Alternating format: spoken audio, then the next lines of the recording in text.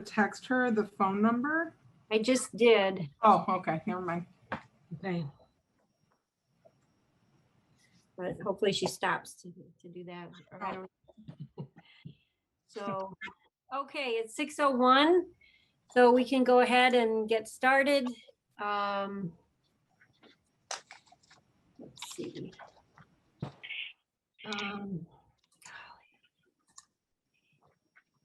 Call the meeting to order. Next item on the agenda for July 27th, 2021, the Oshtemo Township Board is the Pledge of Allegiance. I pledge allegiance to the flag of the United States of America and to the republic for which it stands, one nation, under God, indivisible, liberty and justice for all. Okay.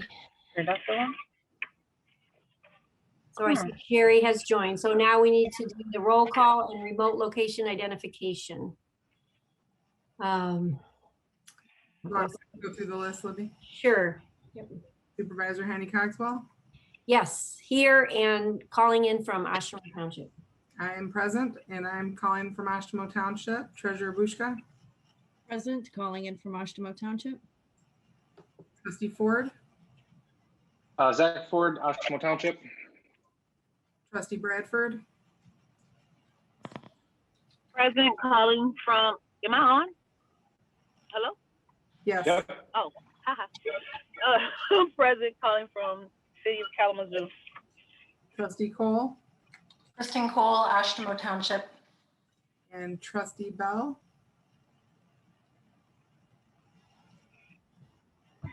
Sherry Bell, Jackson County. We'll check back in with you in 20 minutes. I'm kidding. Thank you. Next item on the agenda is public comment on non-regular session items. And so I just want to quickly run through just a few reminders. If you want to make comment, please raise your hand in the participant column or dial *9 if you're calling in by phone. On the back of the agenda is the policy for public comment. We ask that it be civil, and there is 4 minutes allotted to individuals, and must be directed relevant to the item of discussion.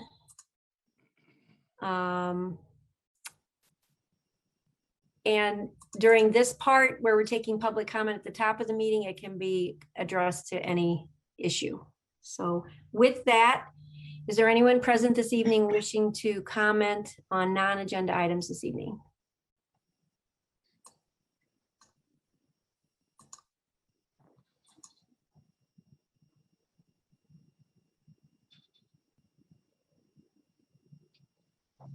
I'm not seeing any raised hands this evening. With that, we will continue with the agenda. And the next item on the agenda is the discussion on the ordinance priorities. And I will say that I brought this to the board after discussion at one of our meetings in June, I believe it was, the first meeting in June. We discussed the Planning Commission, some of the priorities that they had and so forth. And there was a request to me at the end of the meeting from one of the trustees, board members, to bring it back for further discussion. So to that end, that is why this is on the agenda. In advance of the meeting, we did distribute a memo from Attorney Porter talking about the role of the Planning Commission in relation to the role of the Township Board. So I wanted to take a half step back to have some discussion about that, and then go from there in terms of what the request was at that June meeting.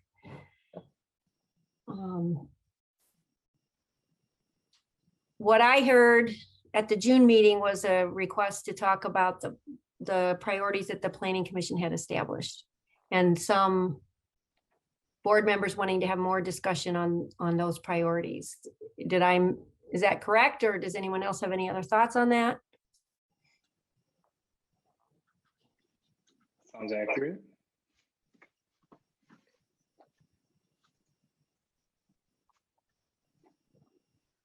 So the memo that with the information from Jim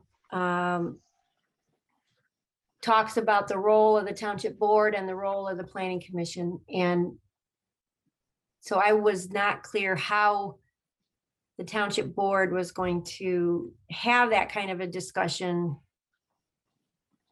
and be within our role, I guess is what I'm trying to say. Does anyone?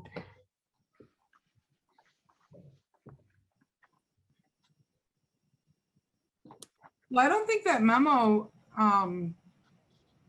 in any way stops us from sharing some of the things that we've found important. I mean, we could expect the planning commission to go through our board meeting minutes and look at, you know, things that are important for the vision or things that we've talked about in AGVs with other staff members. But it seems like it would make more sense to just tell them some things that have already been identified, and then they can take that into consideration.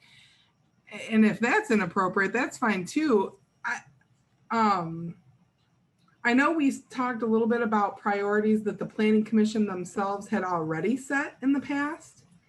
And I think some of the discussion was maybe around an update of when those would get accomplished.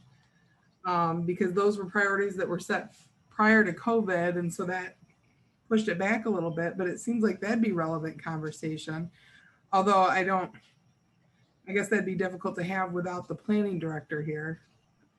So, yeah, and I wanted to get the process ironed out first and understand what the board's looking for, I guess, before we talk with, you know, I didn't know who. So I'm still trying to understand what you said there. So we have the planning commission shared their priorities with us, I believe. Their most recent, like they do it every year, I think.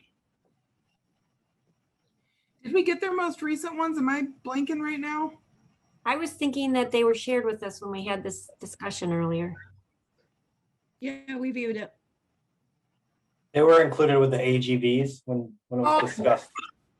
Yeah. Right. So then they've already set their priorities for this year. I don't remember what was said that would have brought this back to the board, and I'm sorry for that. If there was something, maybe was it a closer look at one of the priorities? I don't really know. I think it was. I think it was a closer look at one of them. I think it might have been the sub area plan, the Maple Hill. Yeah, it was that and the marijuana ordinance. Yep. Yeah, I seem to recall that there was some concern that they had a list of priorities. It was unlikely to be able to be all achieved in one year, and that they were pre-prioritized, and the board had some other thoughts about how to organize those from top to bottom. I don't have that list right in front of me right now, so I can't remember exactly what was all on there. So but what you described is where I want to have this conversation, because if I am understanding you're saying that, you know, how their priorities that they set weren't, you said something about top to bottom. They might not have been the way that this board would have set those priorities. But my understanding is we don't set their priorities. Like, we can provide that input via, you know, our liaison. But that's what I'm trying to clarify here. What we can and shouldn't do. And we could also, just as the fiduciary for the township, you know, if we want to make sure that those priorities are accomplished or those goals are accomplished, we can also influence that by voting to use dollars to have outside help to assist with those items. I mean, and that's something that Jim might want to weigh in on. I know they're an independent entity, but those are the ways in which we can affect that. Or we just don't take up whatever they send over if it's not what we want them to be working on, I guess. Well, we rely on their recommendations, right? Which is ultimately what we're asking them to do, right? So that's the ultimate way, is by voting yes or no on whatever they've recommended. I guess I kind of added that part about funding, to be able to farm out some of those projects if that's necessary. Even when I was on the planning commission last in 2019, I had mentioned that to this board and the planning commission, that if some of these tasks were overwhelming, then maybe the ask should be that, just like when we did a master plan update, or there was work done in the DDA, the idea was that Whitman was one group that's done that work before, where they did the groundwork to be able to present to the planning commission, who could then make recommendations, ask for changes to that. It would come back, they do the back and forth as they would other times with the planning director, but it was with this outside source, and then eventually it can come to us to be able, with their full recommendation. I'd just say I'd like that to be passed along or shared in some way. I mean, especially if other board members support that. But if priorities aren't getting done because it's overwhelming, then we should be able to find ways to reduce that stress on the staff. Especially if there are things we all know need to be done. Yeah. And I would hate to get into some kind of a battle with the planning commission about their priorities. I mean, I do view them, they're appointed, and they need to do the work that we appoint them to do. Yeah, I think we'll lose interest by participants if they're not, able to do their job, their role. But so I don't think that's where we're talking about going, but the communication with them, I think Jim Porter kind of outlines it in that memo. I mean, we can communicate some of this, like we think we would like to see this one worked on because of this or that reason, and communicate that through the liaison. And that's my understanding, Jim, of what your memo said. Yeah, that was my suggestion. I understand, raising questions about, where you at on certain projects, how's it going? How are things proceeding? That's certainly proper for the board to inquire, because they do ultimately only make recommendations, and the board ultimately makes the final decision. So I think it's proper to ask where they're at. I think it's good if the board would use the liaison to the planning commission to create a regular dialogue, and maybe even ask for a report back from the liaison at your board meetings as to how things are progressing, because some of it's just lack of communication. I think that you do want to make sure they're kept independent, and that they're a citizen board that aren't, sort of separated from the politics a little bit. I mean, you guys are on the front line. You're the politicians, and so you hear the direct input from your citizens, and you need to react to that. Planning commission needs to be separated from that just a little bit and a little more independent, but you certainly can inquire how things are going. I think Dusty's idea of offering help if it's needed, I think that's appropriate. So it's just a matter of making sure that however the communication proceeds, you aren't directing them to do a particular thing necessarily or move in a particular direction. You really do want an objective, independent planning commission to make recommendations. You may not agree with them, and then that's your choice to send them back, or to literally, you can overrule the planning commission, but ultimately the objective is to have an independent board. So, and part of that feedback loop, I mean, it's formal when they send us a zoning ordinance or they send us a development plan that needs township board approval, but the board doesn't approve their priority list. So that's where I kind of like, how does this work here? Yeah. That's I guess what's got me confused as well is like, I don't think any of us had any problems with the items on that list. We just wanted to ensure that certain ones were accomplished within the next calendar year. That's right. So would it be inappropriate for that to show them what our priorities would be and allow them to take that into consideration? I think it wouldn't necessarily be inappropriate, but I think you need to still allow them the autonomy to set their own priority list. Well, there are three people though who could share the priorities of the board, and it's the attorney, the planning director, and the board liaison. So they should be sharing our priorities. Yes. Right. Or, you know, things we've discussed or whatever. Yeah, in other words, there should already be this level of communication of the board's concerned, they want this to move forward. That's part of the liaison's duties. That's part of the planning director's duties, you know, as well, as to hear and take input and take it back to the planning commission. So no, as far as raising a question of, you know, when you think this will be accomplished, we'd like to see something this year, as long as you aren't going beyond that and saying, we want you to approve X, Y, or Z, that's where it would be a misstep. Or even if they prioritize things, I would you know, recommend you let them try to work through the process themselves. So that's helpful.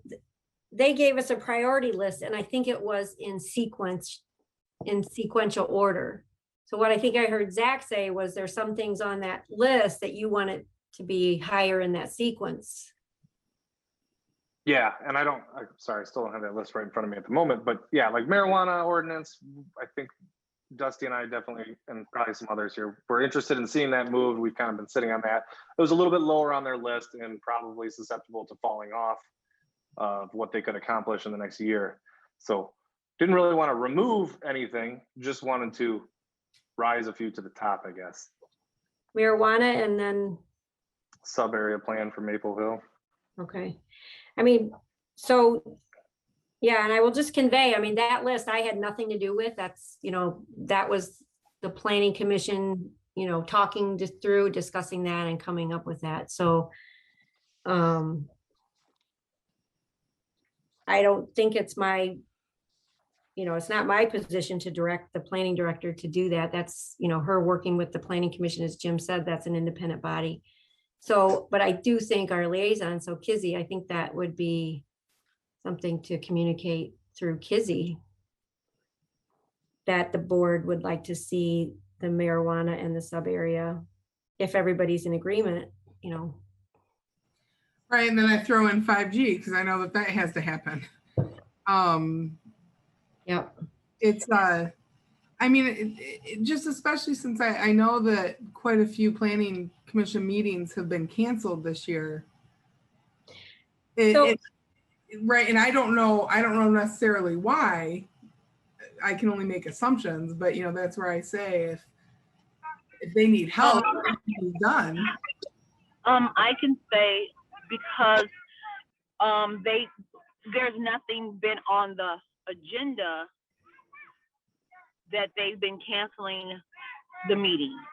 I know we have one Thursday, which the agenda has been posted, but they've been saying nothing's been on the agenda. So for the last couple months, we've been canceled. Well, I'm not gonna say we, but planning meetings have been canceled because there's nothing been on the agenda to be taken care of like that.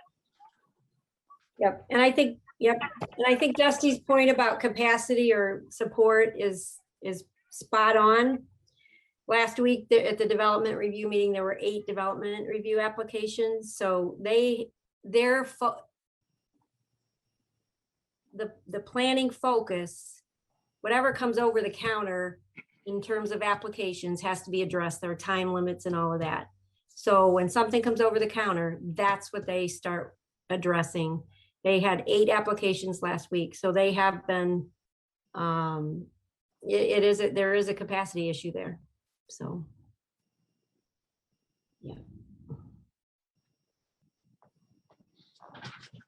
So they are working very hard. I don't want to give that impression at all. They are working extremely hard addressing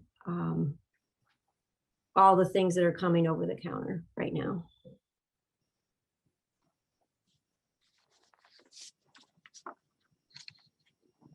Wish we could just make all of those priorities 1A. Okay. Anything else, or should we continue this another time? I think we have a lot on this agenda. I'd like to ask if the liaison can bring back a report after the next planning commission meeting, see how the conversation goes. I can. I'll bring it to the table on Thursday and see how it goes, and bring back a report to our next meeting. All right. Thank you. You're welcome.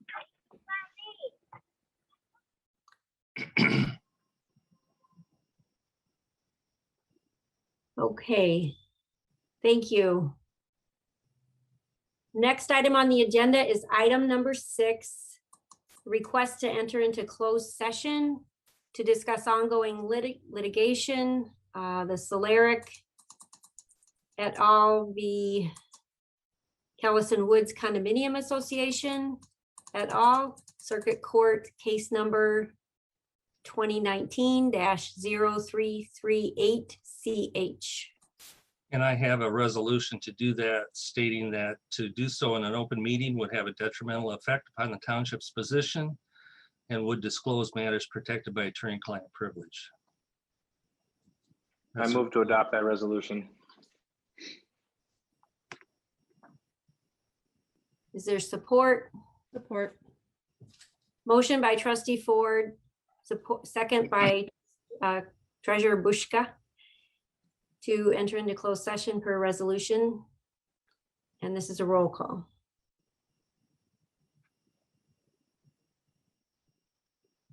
Trustee Ford, Yes. trustee Bradford, Yes. trustee Cole, Yes. Yes. trustee, I'm sorry, I'm getting feedback. Trustee Bell, Yes. I'm a yes, treasurer. Yes. And Supervisor Henny Cogswell. Yes, The resolution is adopted 7-0. thank you.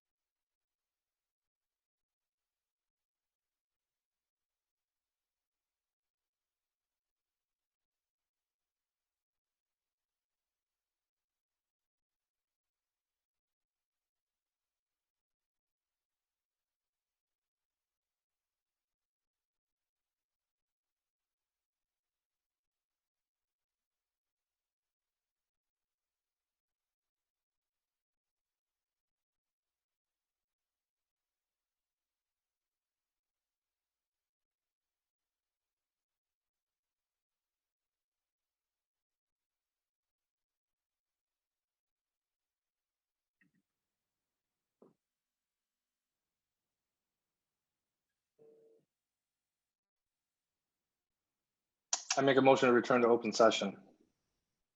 Support. Motion by trustee Ford, support by treasurer Bushka to return to open session.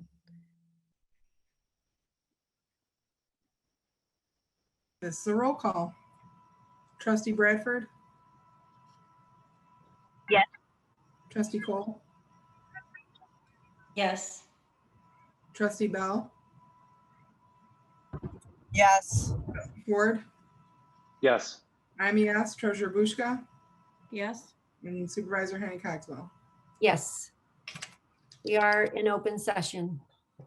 I make a motion to proceed with recommendation A as discussed in closed session. Farmer second. There's a motion by trustee Ford, second by clerk Farmer to proceed with option A as discussed in closed session. This is a roll call. Trustee Cole? Yes. Trustee Bell? Yes. Trustee Ford? Yes. Trustee Bradford? Yes. I'm a yes. Treasurer Bushka? Yes. And Supervisor Henny Cogswell. Yes. Motion carries 7-0. Proceeding on to item number 7, other updates in business. So we have about 20 more minutes of the work session items. I do have an item I was going to bring up under other business later, but I can bring it up now. And this relates to the streetlights that the board previously approved a budget amendment for, to add streetlights to Croydon when the sidewalk project is done this year. So the board is already in support. Consumers Energy to add the streetlights requires an amendment to the agreement that we have already in place between the township and consumers, and it's a resolution, and I'm going to bring that up so that we can consider that consumers resolution to add those streetlights. Give me a minute here. Oh.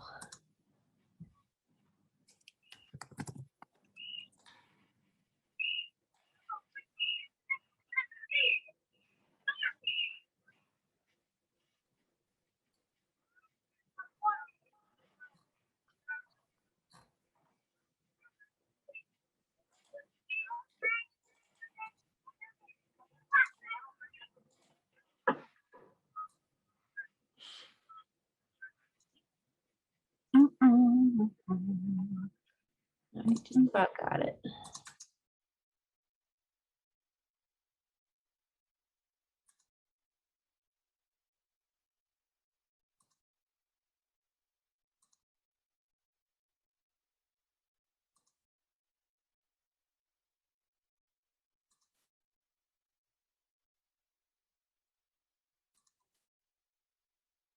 You seeing this screen now?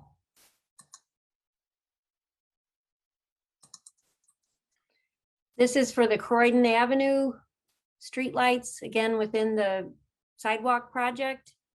And the cost for that is $42.80.50. This is details of that, and then it's followed by an authorization for change in the standard lighting contract that we have.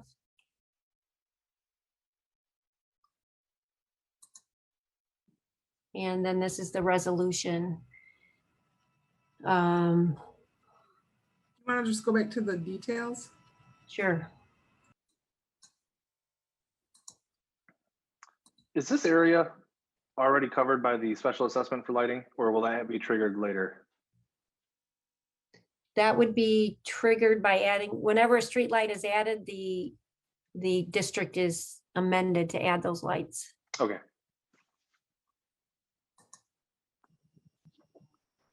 Anybody within 300 feet of that light will be added.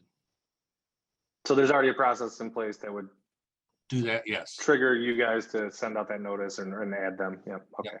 they're supposed to be noticed out for the, at the time of the budget hearing and then added to everyone else that's already in the district. Mark or Anna, do you want to add anything to this?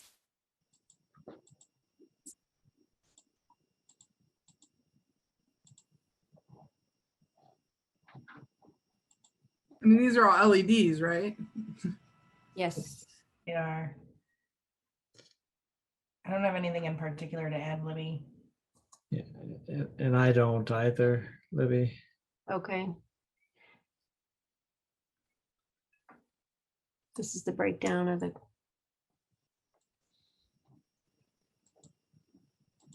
So 3 poles, 3 lights.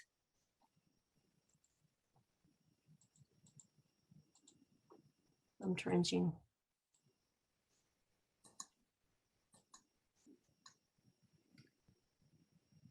So any questions? I can open this up for public comment as well if there's.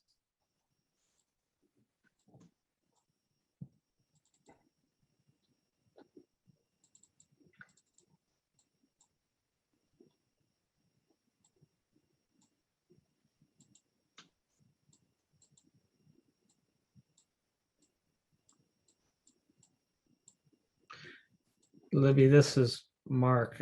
Again, the resolution would reference 2 separate contracts because we're doing the LED upgrade and then also some new light poles and fixtures. So they're 2 different contracts, and the resolution would need to reference both of those contracts. So the detail on this one is just for Croydon, to my understanding, Mark. And I think you're talking about Croydon and Maple Hill. Is that correct? Oh no, this is Maple Hill Drive. No, right. yeah. You're right, you're right. This is Maple Hill. It was transmitted from Consumers Energy with the wrong subject line. So both of them are Maple Hill. Okay. And one is for the LED conversions and one is for the new light poles. And then And there'll be and I- another resolution for the Croydon work, correct? That is correct. We have not received that yet. And I'll defer to Jim here, but it's a boilerplate resolution where we fill in the referenced contracts. And It's a we would standard. have, pardon? It's just a standard boilerplate contract. Yeah, Absolutely. right. Yep. So one resolution, although we got 2 copies of it, one for each proposed contract, we only need to adopt one resolution if we reference both of those contracts. Well, this one we're looking at though is just for the new LED lights. Right, for the 3 new, these are 3 new poles, 3 new LED lights.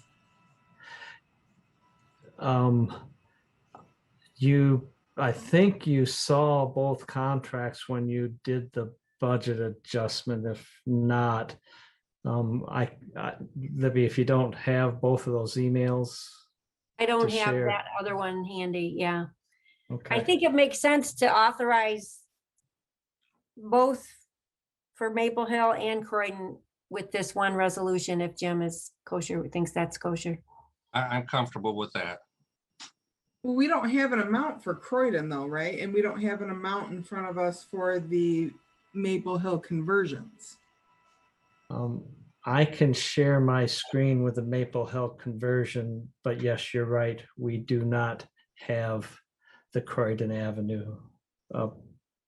Can we One could yet. authorize it up to what the budget amendment was? Yes, the Yeah. amount for exactly, because that's how we got the budget amendment. The streetlight conversion is $4,551.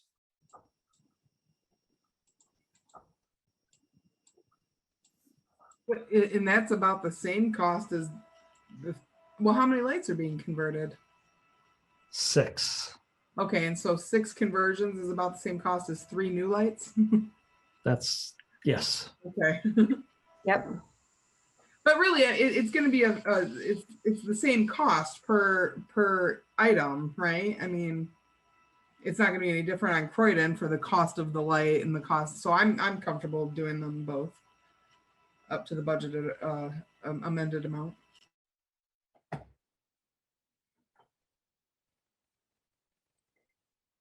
Does consumers need 3 different resolutions for each of these? As I say, I'll defer to Jim. They gave us with each, we've got 2 of the 3 contracts. With the 2 contracts that we received, both of them contained a boilerplate resolution where you fill in which contract number and what the work order. So we can put in both work orders in one resolution, in my opinion. Okay. Yeah, again, that would be the simplest thing to do.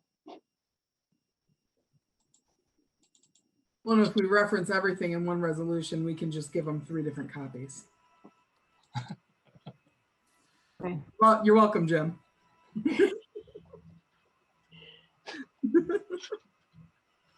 Efficiency, that's all I'm talking about. Yes. So did you already open public comment and we were? I did not. Okay. So let me stop sharing my screen. And any public comment on this, the street lighting additions along and conversions along Maple Hill Drive and Croydon Avenue that would be done in conjunction with the sidewalk project this year. Anyone wishing to comment, please raise your hand in the participant column or dial *9.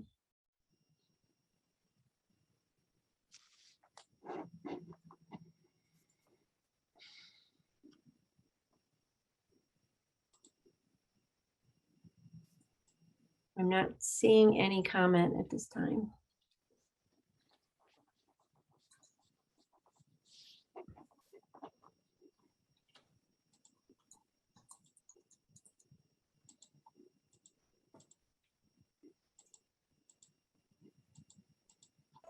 So did you want to add this at the end of the next meeting, or were you looking for us to vote on this now?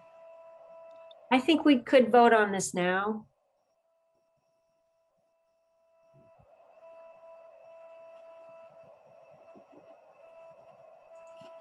Would you entertain a motion? Yes. Okay, let me try this. I make a motion to adopt a resolution to enter into an agreement with Consumers Energy for both the upgrades to the street lighting on Maple Hill and for the new lighting for both Maple Hill and Croydon. Second. Motion by Clerk Farmer, second by Trustee Ford to adopt the resolution as presented and as described. Any further board discussion?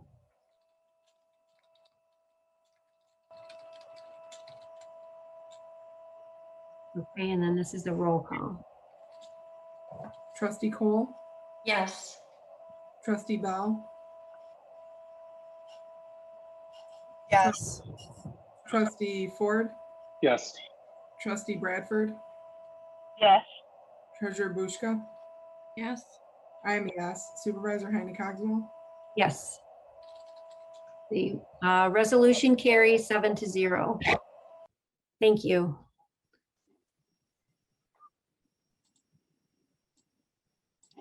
Any other township business for this work session item? Anyone else? We have 5 minutes or so, 5 or 10 minutes.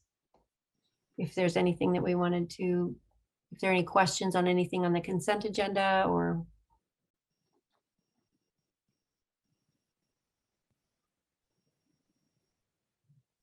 Yeah, let's talk about the Grange fees. Okay. There are 2 issues on the consent agenda for Grange Hall fees. One is Well, I mean, the board probably already read the packet, but so the Grange fees were increased when the property was renovated, and the board decided to grandfather in a few groups and individuals under the old fees. And so the recommendation is to take everybody to the current fee except for two groups that have been there for quite a while. And they also utilize the Grange Hall. I mean, the one group, I think it's 52 weeks or 52 times a year. And I think this ties into the recommendation of the Grange Hall fee, which is that there be given a bulk discount to people or groups that rent it over 8 weeks for the year. So they would, I just want to work through the details on this. So this is saying they fill out the application agreement and they would pay ahead of time. Would this reduction in cost exclude or, you know, prevent them from requesting a refund later in the year without there being some sort of, I don't know, global pandemic? But, you know, barring that situation, that was really my question. So, you know, if we give a reduction to the current group that's requesting it and they use it for 4 weeks and then cancel the rest and ask for a refund, is that a possibility? The Parks Committee discussed it, and I don't think Karen's here now. She might have been planning to come at 7:15, but they did not discuss the refund question that you're raising. I mean, that's a good question. Just off the top of my head, I'm thinking if there was a refund before there was 8 weeks utilized, then I would think the refund might be, you know, something less than the full amount. In other words, they would end up paying the full amount for the weeks that they did use it, but that did not come up. So that's not discussed or addressed in these. And I bring that up because even as it is right now, if someone reserves the room, either at the Grange Hall or the Carriage Barn or the community center, you know, if they try to cancel it a week ahead of time, we don't give them a full refund. We already have that, you know, in those agreements, because, you know, of course we reserved it and no one else could run it during that time. So I think it would make sense that, especially with a reduction, I think that those guidelines should be a little more strict, but, you know, I guess that's more of an internal decision. I don't know, it was sort of a weird line to walk here where the board has to approve any fee change, but I just wasn't sure how to navigate this part of it.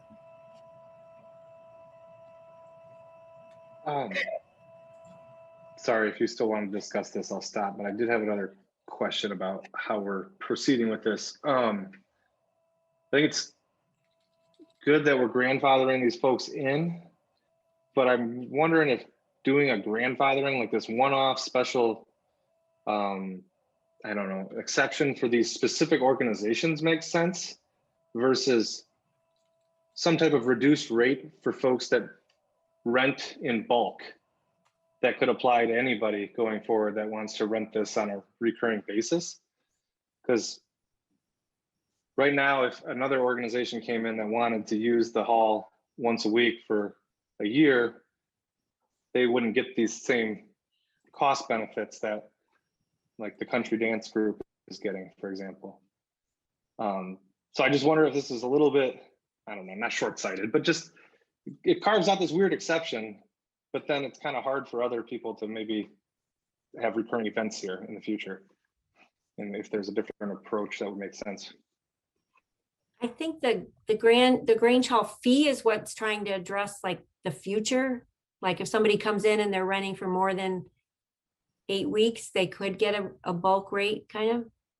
Okay, I didn't see that spelled out in here. So I was just curious about the thoughts on that. That's what E is to address. And absent the board approving E, anytime that was requested, it would have to come back to the board. So the Parks Committee said, you know, they have this application for this one group at this time. Can we, it made sense to the Parks Committee to offer a reduced rate for the length of time that they were proposing to rent it. And so that needed to come to the board. And at the same time, there's a note in there that I believe on that memo that says the board would, the committee recommends doing that for future as well. Okay.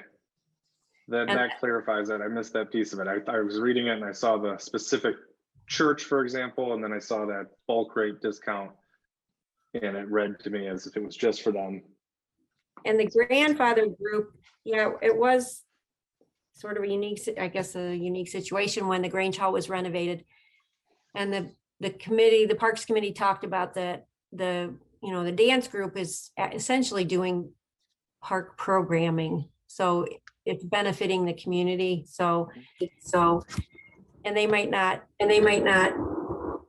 be able to continue at a higher rate. So it makes sense to do that. But Sherry, did you want to add anything? Sherry's also on the Yeah, no, I don't think there's anything to add. I think that it was good questions about, not just providing a bulk discount for one group, but spreading it out to anyone that comes in. I think that's a good idea. If I'm not sure, I recollect addressing that at our last committee meeting.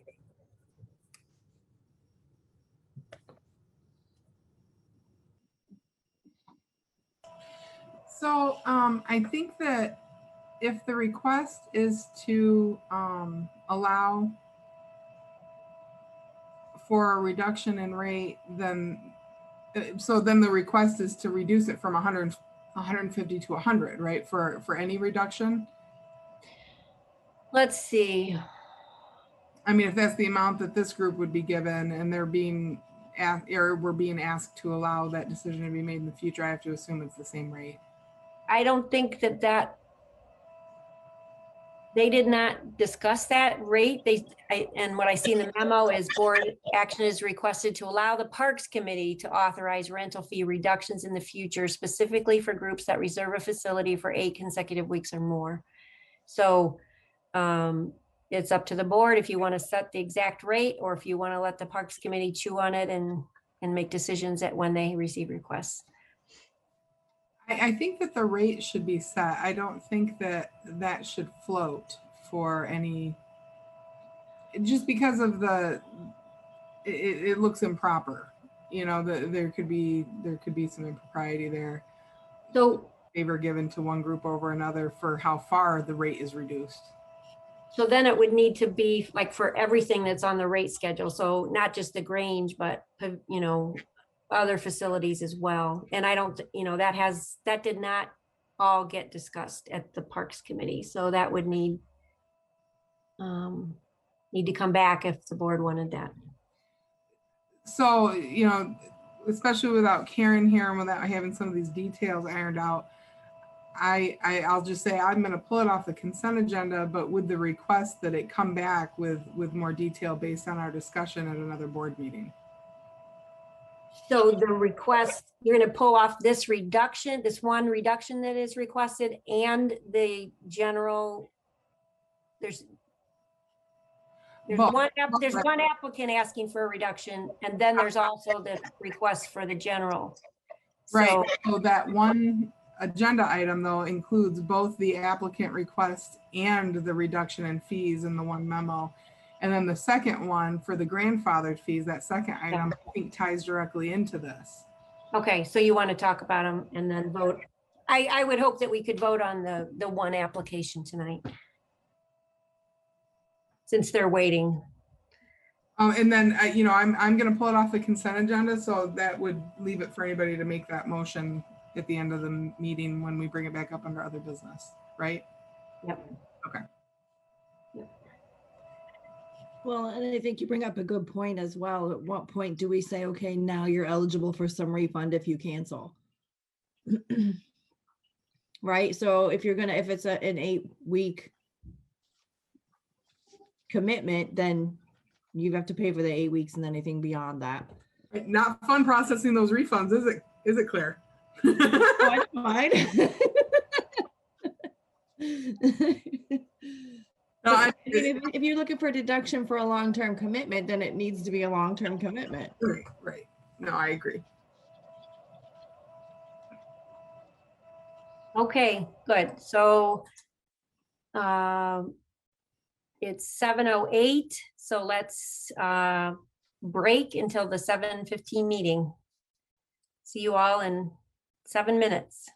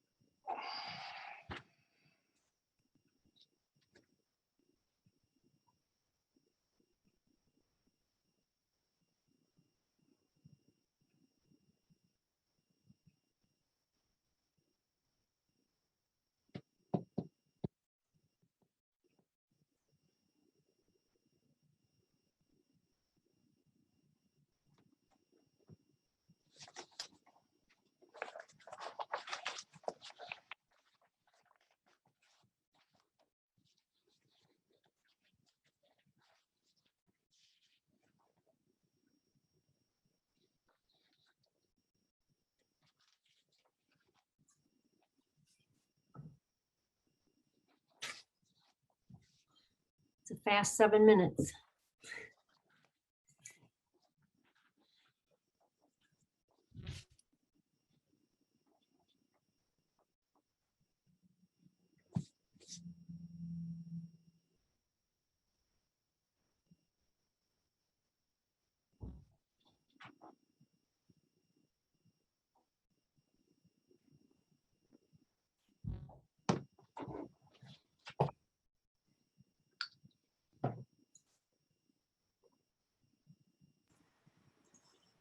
It was a fast 7 minutes, and I'm not going to act like I wasn't sitting on my couch and I heard you say that.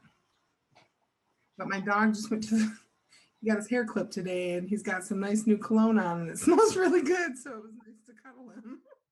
Oh, Darwin's wearing cologne. Is that what you just said? Yes. Nice. It kind of smells like Jovan White Musk, which is my jam from the 90s. That's awesome.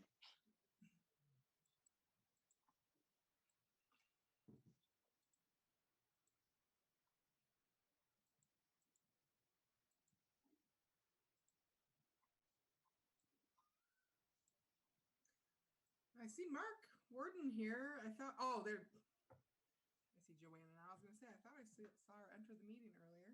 Glad to see the road commission here. and Tom Brennan. Yep. Well, there he is. Yeah. Hi, everyone. Hello.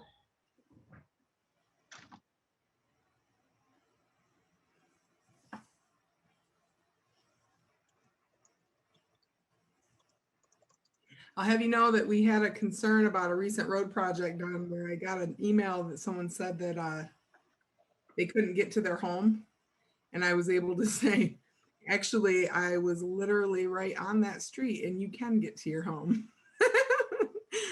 I promise you the road commission didn't block you from getting home.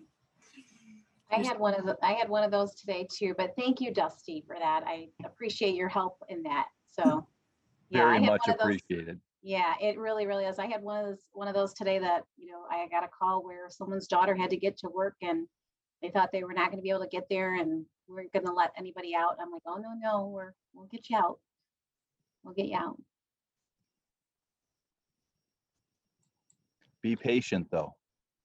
Right, for sure. Oh, and also if you drive too fast, you're gonna get tar all over your car anyway. So calm down, everybody. Yeah, and I will share, I happened to be in Oshtemo today and one of our traffic regulators was hit again doing in one of our construction projects up on Maple Hill Drive. So I happened to be right there. So yeah. Oh, that's awful. Yeah. Patience. Yeah. I hope that person's okay. Yes. Good news is everybody's okay. Yes. Thank you.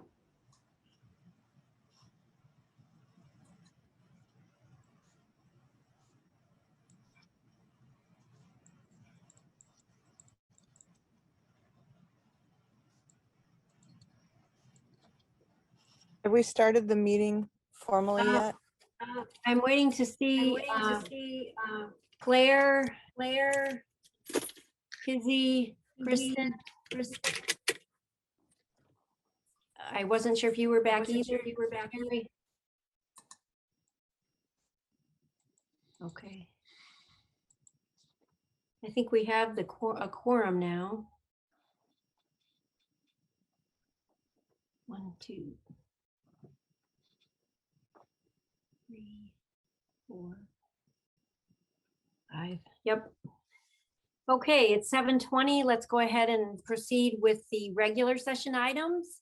And item number 8 is the consent agenda with approval of the minutes from July 13th regular meeting, the receipts and disbursements report, the zoning section 57.90 sidewalks text amendment, the DDA budget amendment, the Grange Hall fee, the Grange Hall grandfathered fees, the board committee appointment, and the fire department policies.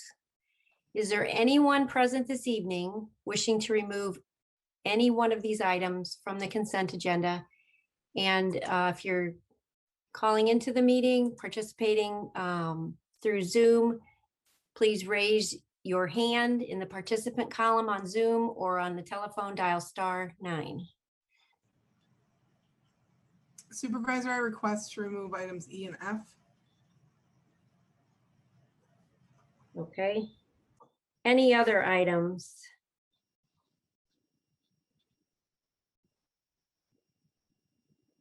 I'm not seeing any other comment. Any other requests? Nope, I move to approve the consent agenda with the exception of items E and F. I'll second. There's a motion by trustee Ford, a second by trustee Bell to approve the consent agenda without items E and F. And this is a roll call vote. Trustee Bell, Yes. trustee Bradford, Yes. trustee Cole, Yes. trustee Ford, Yes. I'm a yes. Treasurer Bushka, Yes. and Supervisor Heine Cogswell. And I am a yes. So the motion carries 7-0.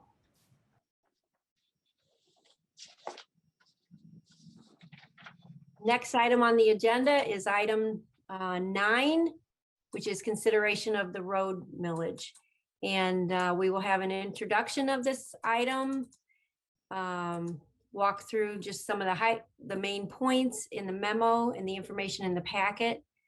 Have board questions.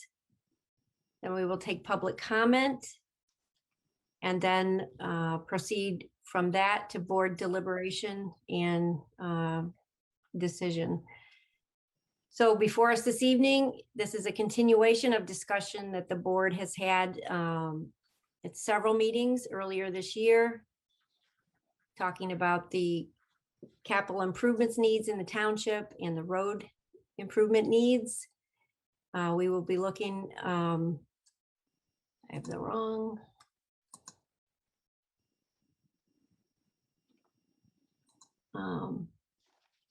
Memo, here we go. So we're looking for the board to consider a millage for road improvements in the township. That would be for 2022.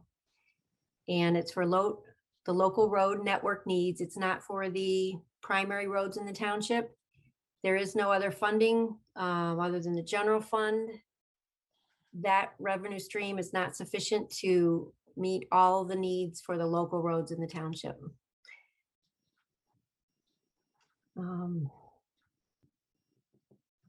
The proposal in the packet in the memo is 1.8 mils. That would raise an anticipated 1,250,000 in 2022.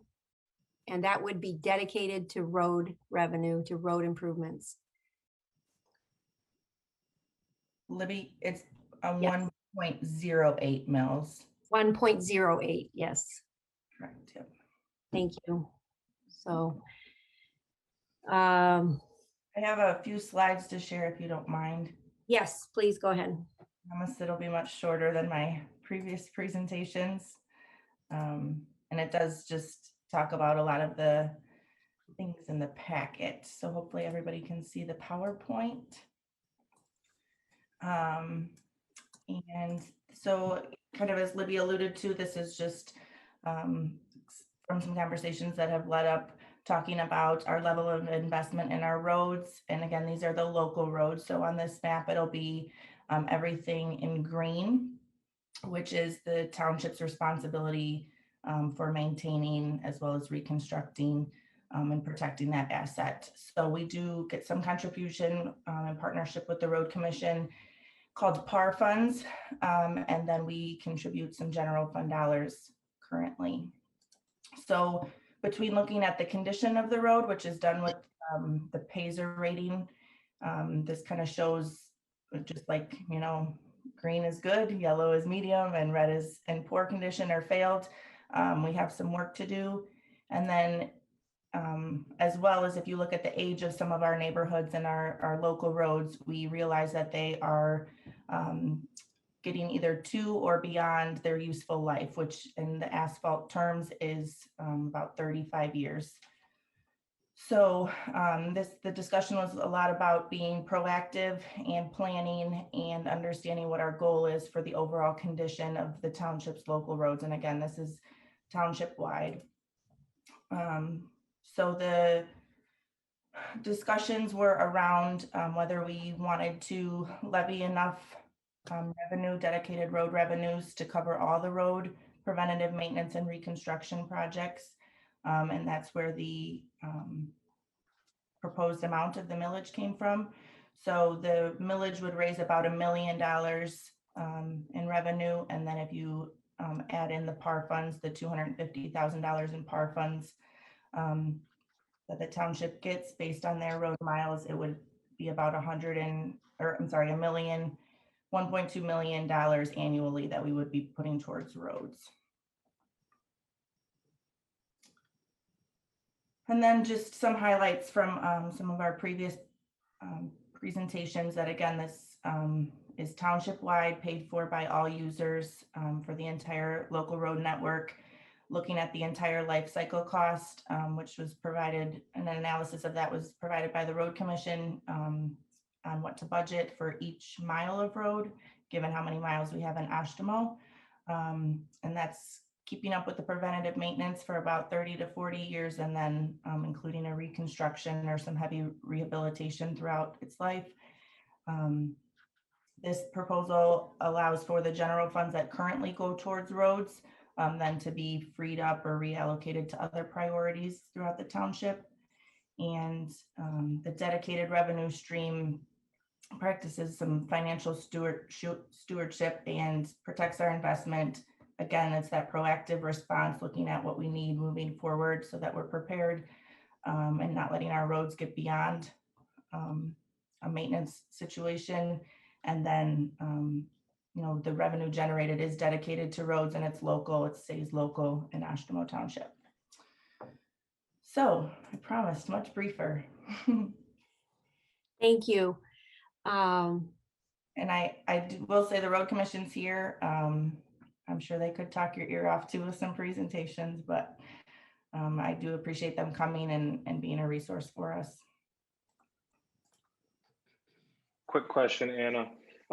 In the memo, it says the 1.08 mils would raise an anticipated 1.25 million, but in reality, the 1.08 mils would raise closer to 1 million. The additional 250,000 would come from the matching PAR funds from the Road Commission, correct? Right. Thank you.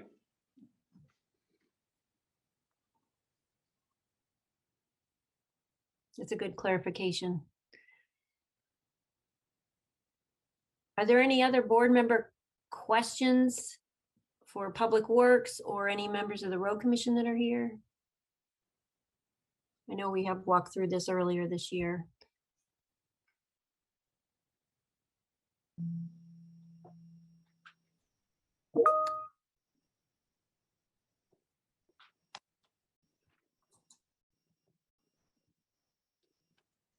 So one question that was just asked give an example, if we could get an example, and I believe for a home in Oshtemo that has a value of, I think it's in the, it might have been in some of the information of, if the home value is 200,000 and the assessed value is then 100,000, then this millage would be roughly $100 per year. So trying to bring it down to the personal level. So hearing no further questions at this time, I'm sure we may have more deliberation in a few minutes, but at this time I will open it up for public comment. And so for those attending the meeting, if you wish to comment on this road millage question that's before the board, please raise your hand in the participant column or dial *9 if you're calling in by telephone. Okay.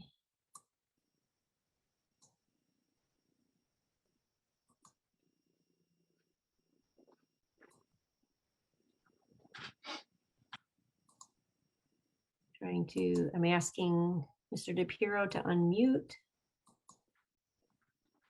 There we go. Yes. Chris? You are unmuted.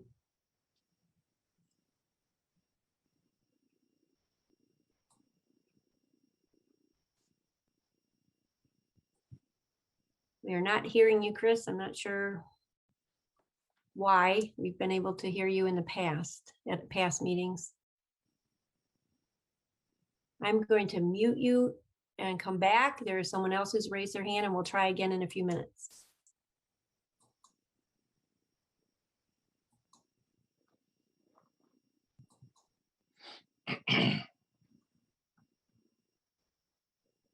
Okay.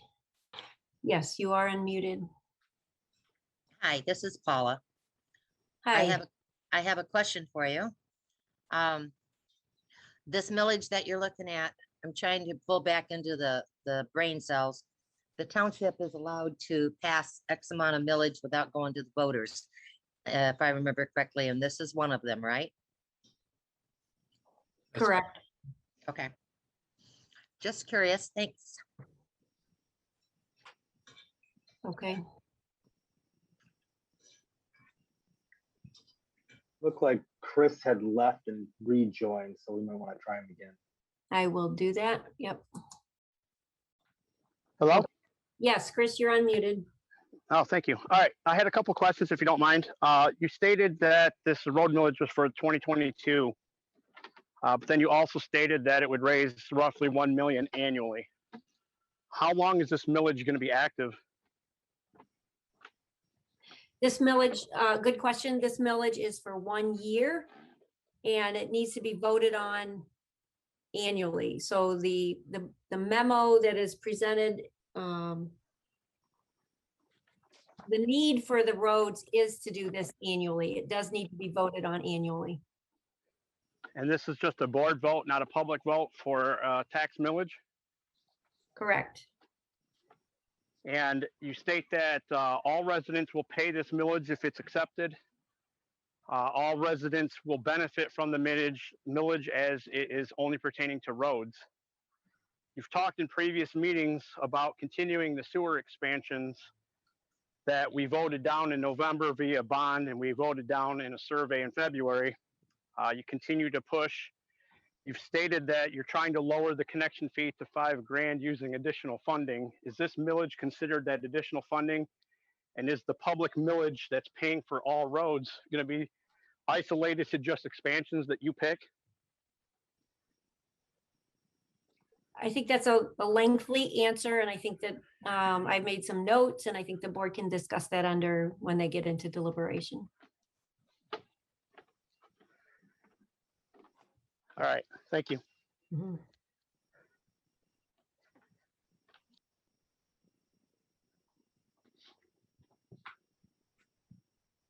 Anyone else?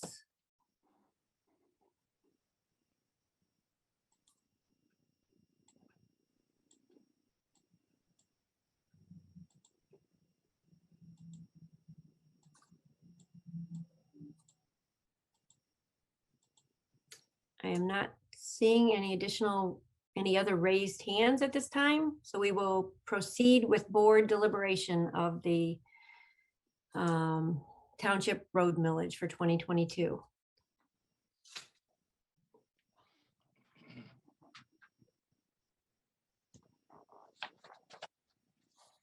So I think to address one question, how are road projects, and this would be a question probably for Mark or Anna, how are road projects for local roads determined each year?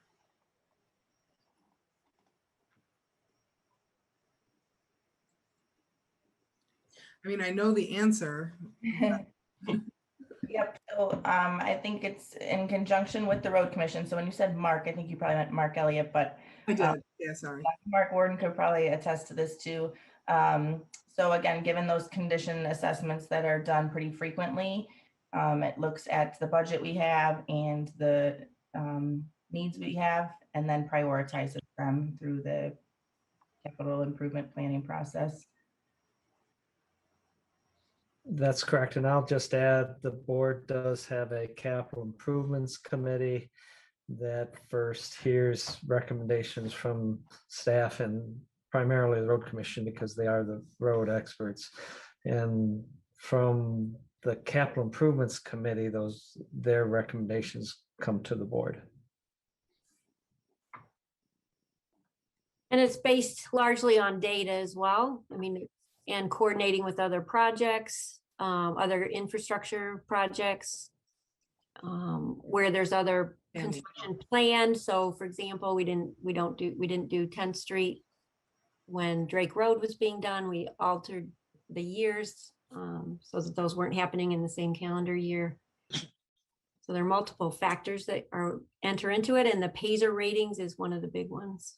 And that work is done, I believe, every 3 years throughout the county. Yep, so that's that data is refreshed regularly.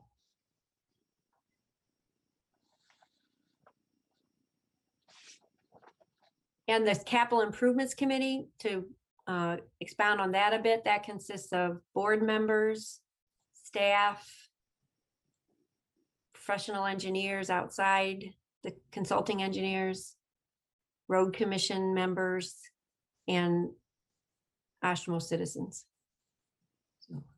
And then just to clarify, this recommendation is for 1.08 mils. This board is authorized to go up to 3 mils, and then anything after 3 mils would have to go to a vote of the residents in Oshtemo. That's correct.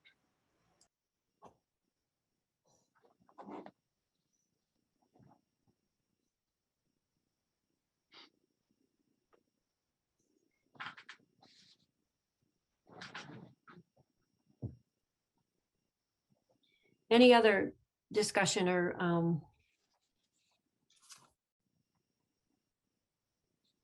I'll just note while the board is pondering its action that I appreciate whoever brought up the amount that it would raise, because the resolution you were presented with inadvertently put $1.2 million. It'll be changed to reflect the $1 million figure that would be generated by the 1.08 mils.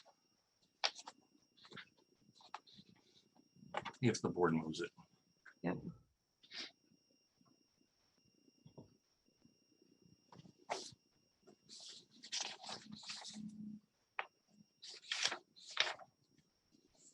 I just want to say thanks to everybody that helped put this resolution together. I think the way we're approaching this is not dissimilar from the way that we fund fire protection services and police protection services. Those are done through a special assessment voted on annually. That gives the township board great flexibility to meet the needs on a year-to-year basis. A general public voted millage would be for a fixed number of years and would require renewals.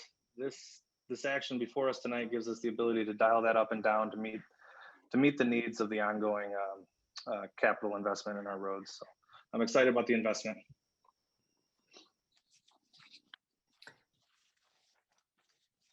I think it's a better model than what we've been doing, which has the prior policy has been to use special assessments to fund road reconstruction that's needed. The township has managed to fund the maintenance, the routine maintenance, the chip seal through the general fund dollars and through the match through the PAR program with the road commission. However, the heavy road reconstruction has not been funded ever except through the special assessment process. And that has not been successful to get the roads redone. And Ashwood Court is one example where the assessment did not go through. So that road has been for 10 or 12 years in a failed condition. And it appears there definitely is community support for the local roads as well. And this is intended to be used throughout the township. Regardless of what happens with the sewer, I know there was a question about that. That is not before us this evening. That will be decided on August 10th.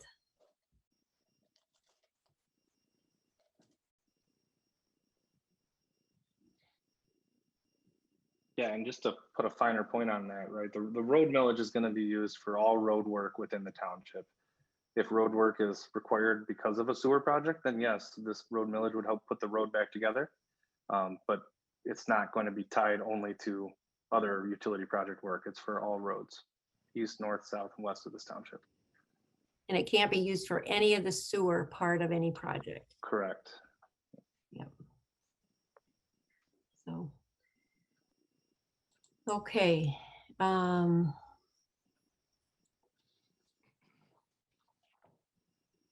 You ready for a motion? Yes. I move to adopt a resolution for 2022 township road millage of 1.08 mils for local road funding. I'll second. It's a motion by trustee Ford and a second by trustee Cole to adopt the 2022 township road millage for the 1.08 mils. So there's no confusion, that will commence with the December 2021 tax bills. Which is for the 2022 year, right? Correct. Thank you for that clarification. And then this is a roll call. Trustee Bradford. Trustee Cole. Yes. Trustee Ford. Yes. Oh, could you hear me? I'm sorry. Trustee Bradford. Yes, I'm sorry. Trustee Bell. Yes. I'm a yes. Treasurer Bushka. Yes. And Supervisor Heine Cogswell. Yes. The motion carries 7-0. Okay.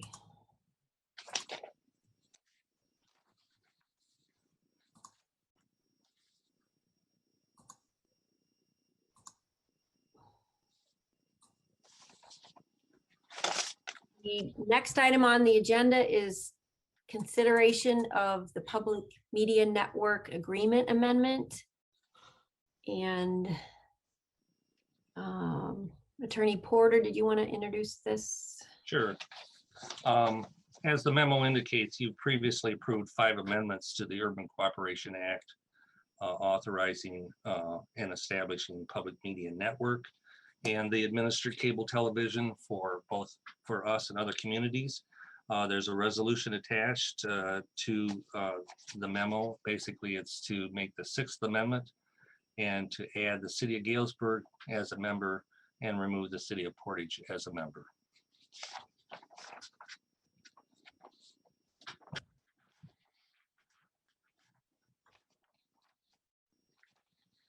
I mean, just out of curiosity, what if all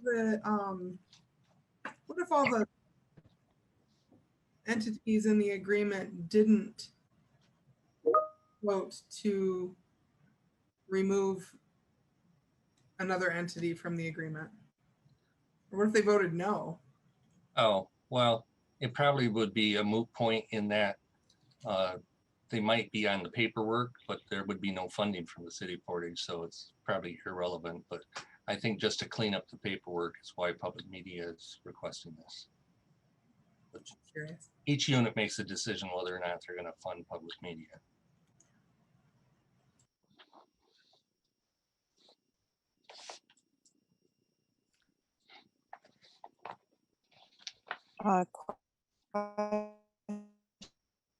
Sherry, your connection is not good. Isn't it? Question later. Want to try again, or? Is this any improved? Yes. Yeah. Okay. My question would be, if they're being removed from the agreement, have they been helping to fund public media network To the best of my knowledge, they have not. up They pulled out, until I believe, this last year or the year before. agreement change? They withdrew funding about a year or two ago. Right. Okay, so then at this point, New Media Network to raise their fees as a result of this change. I'm not aware of any change to the fee structure. I just know it was to add the city of Galesburg. If I may, being on that committee, these amendments are based solely on the actual entity request. So Galesburg requested to be added, Portage requested to be moved. And basically they just, PMN looks at it as a revenue loss from Portage and a revenue gain also from Galesburg, but they don't pass that on to its customers. They adjust internally.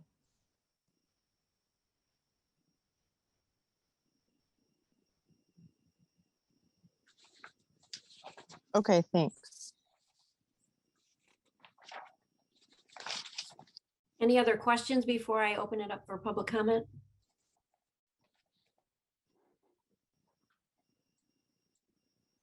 Hearing none. Is there any public comment on this item from Public Media Network? If so, please raise your hand in the participant column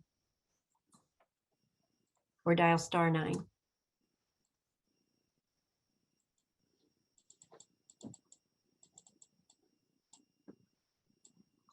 I'm not seeing any raised hands, so at this point I would entertain a motion. To adopt the resolution.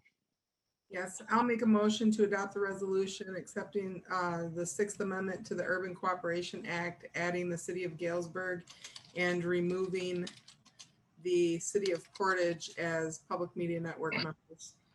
Support. Resolution by Clerk Farmer, support by Trustee Ford.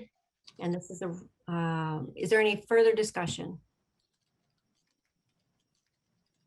And then this is a roll call. Trustee Cole, Yes. Trustee Ford, Yes. Trustee Bell, Yes.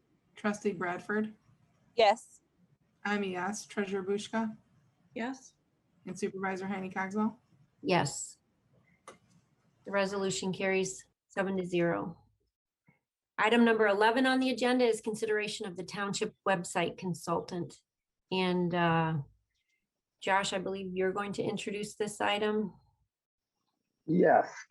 So this is an exciting project where we're looking to completely redesign our current website. If you've been on our website, you've noticed that it's probably a little dated, not easy to navigate, and it is also difficult to add content, remove content. So there's only a few of us in the township that are actually doing that currently. So back in, I think it was probably early February, we formed a little website work group with some elected officials, some staff members, and a few members of the community to really hone in exactly what we wanted to see in our new website. So we met several times to discuss the needs of the township, and through that developed an RFP that we sent out and received 8 proposals back on. From that, we narrowed it down to 2 finalists. We interviewed both of those finalists and ultimately chose to go with Open Cities as our preferred vendor that we wanted to bring to this board to propose to you all to use as our vendor for the new website. The project would take about 5 to 7 months to implement. Open Cities is a very well-renowned website developer. They developed the City of Grand Rapids website, and they just kicked off a redesign of the City of Kalamazoo's website as well. We had a very heavy focus on accessibility and equity in our proposal. And one of the members of our committee is from the disability community who actually works on accessible websites as a career. So we leaned heavily on her, Taylor, to understand exactly what we needed to put in the RFP and then to understand what was being proposed to us. And it was hands down from Taylor saying that this is the best team to go with if we're looking at this from an accessibility perspective. We also had, I think, about 6 members of that group interview the 2 finalists, and all unanimously chose Open Cities as the preferred vendor. So when we budgeted for this project last year, we really didn't know exactly what we wanted in a website yet. We hadn't sat down and looked at all the details. But by the time we finished it, we had a lot of wants and needs that we put into this RFP. And when the prices came back, they did come back a little bit above the 20,000 that was originally budgeted for this project. And that was pretty consistent across all the proposals. There were a couple that came in under, but they were also pretty underwhelming in other areas of their proposals. So we worked with Open Cities prior to this meeting to figure out a way to reduce the budget. There are some options that we could actually reduce the budget. We would have to remove some additional designs and some revisions, or we can go with what is being proposed here, which is to take the original proposal, which was about a $35,000 upfront cost, followed by a $9,000 a year fee to maintain the website, and instead spread that across the 5-year contract. So essentially, we would be paying $17,000 upfront and then $14,000 for every year following that. So that does keep it under the $20,000, and then we'd be able to budget going forward for those for that yearly fee. So with that, I'd open it up to any questions. Happy to try to answer them. And also, John Gibson is available too if you have some more technical questions that I'm not able to answer.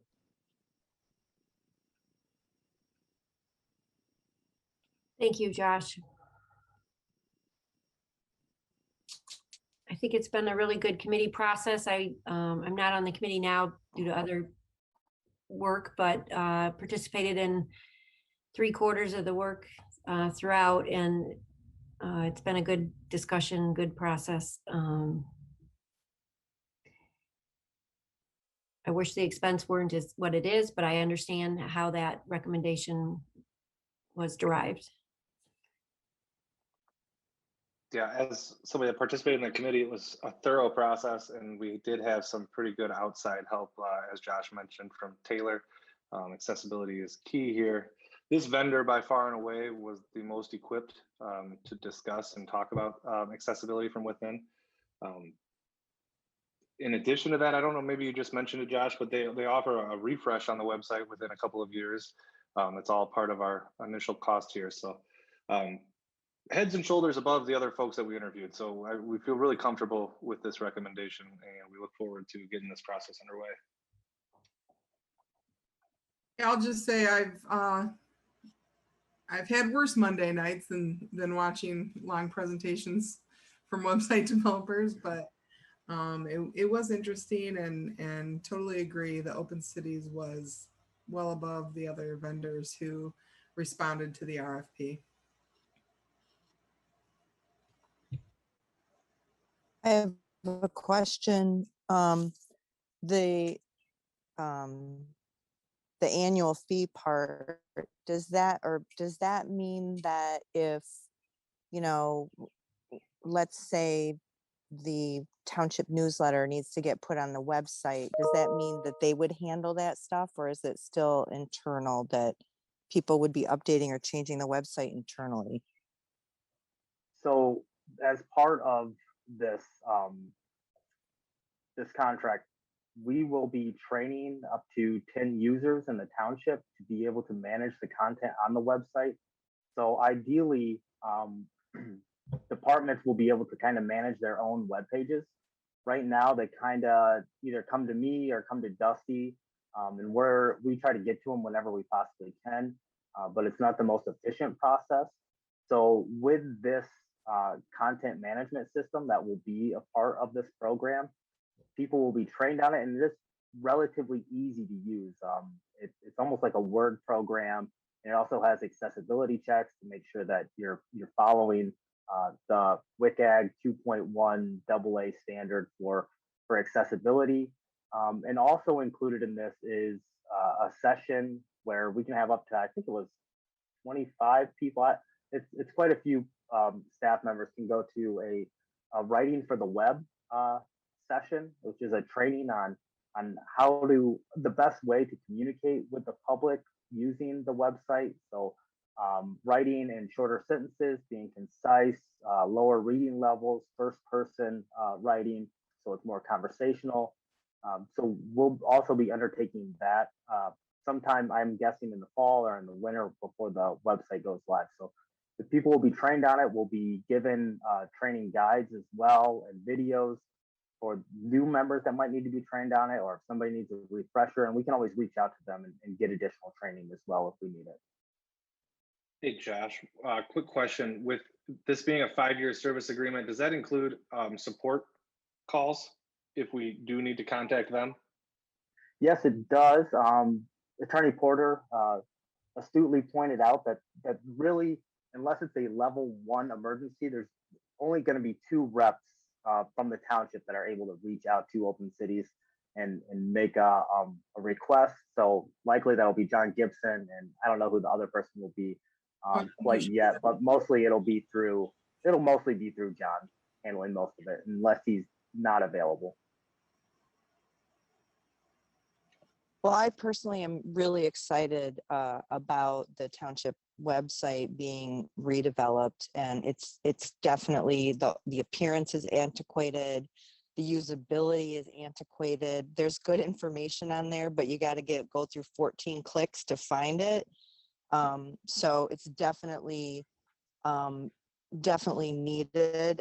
Even myself as a volunteer, trustee, whatever, I like going to the website can be somewhat frustrating.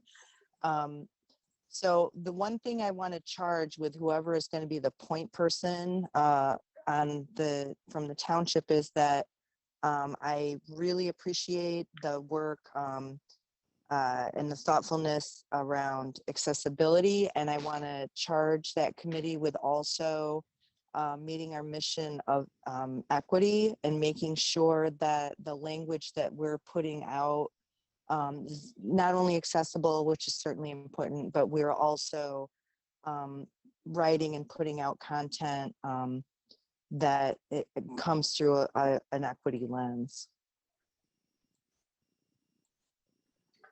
Completely agree there. We will try our hardest to do that.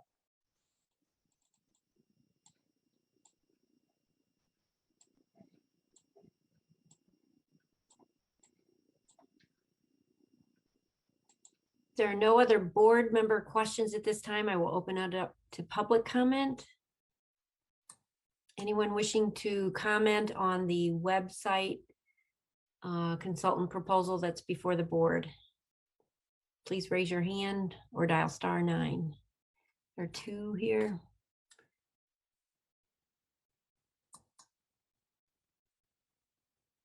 Yes, Dennis.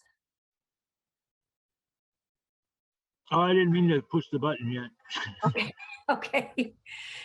That's okay. Okay. I will say Dennis made a comment earlier today in a meeting with us that at the township that the website was very slow. So, okay. Ann? Yeah, I just had, can you hear me? Yes. Yes. Okay, sorry. A couple just concerns. I agree that our website's kind of lame, but I actually like the one we had before this one a lot better than this one. One concern is if you're in fact going to go through this, and I don't support it, but your logo change, I would suggest you hold off on any web page stuff until you come to a decision on that, because I would assume, or not use that word, presume that this company is not going to update all that logo stuff for free. And also, I don't know if necessarily Grand Rapids as far as websites go. As you may be aware, we're a much smaller entity. so we don't need to be quite as robust. I know you all disagree with me, but that's my feeling. And my third point is, do we have some plan of what we're going to offset this $75,000 over 4 or 5 years with? As you know, when you buy one thing, you sometimes can't afford something else. So I just want to keep in mind that there is something we probably should consider taking off our budget. So that's all I have to say. Thank you. Thank you.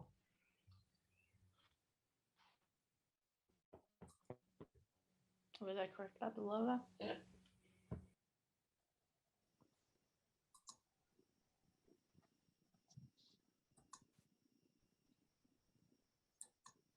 Tom, you are unmuted. Okay, first off, has anyone tried the City of Kalamazoo or Grand Rapids websites? Because personally, I'm not impressed with them. Second, how much does our current website cost per year? I'd like to know that. It's about $5,000 a year. Okay, so we're going from 5,000 a year to $15,000 a year forever. No, not forever. So this is a 5-year contract that we spread out over 5 years. So it's really $9,000 a year, but we've unloaded some of that upfront cost and spread it out over the contract. So if we were to extend it, there's likely a 5% increase on that $9,000 a year. But no, it would drop back down to 9. Okay, you said that it's a 9% increase. Is that starting next year, or is that starting after the 5 years? It would be after the 5 years. And I meant, if I said 9, I meant 5. Okay, so it goes from $15,000 a year for the first 5 years down to approximately 10 grand the 6th year, and on if we keep the website, if we keep that service. Correct. And it is $14,000 a year, not 15. 14,000. Okay. All right, thank you. Yep.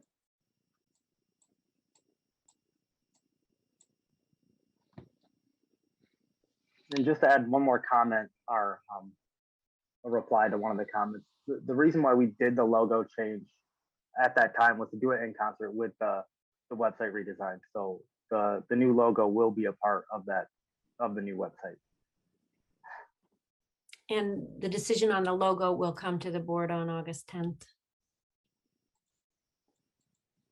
And I'll just share with the board that the amount of time that currently has to be spent in updating the website with content will be greatly reduced with this new website. But in addition to that, the current website as we have it is not going to be serviceable very soon. We've already lost a good deal of functionality because it's so old. There are a lot of plugins and literal plugins that we can't use because the website's out of date, widgets that we can't use. And then this new website increases our ability to communicate with the public. And I will say, with regard to the logo, we were initially supposed to have that before the board tonight. And my apologies, I hadn't completed the ranked voting from the results from our survey that went out to the community. So I didn't have that in time for the agenda to go out to the board, but that is going to be ready for the next meeting.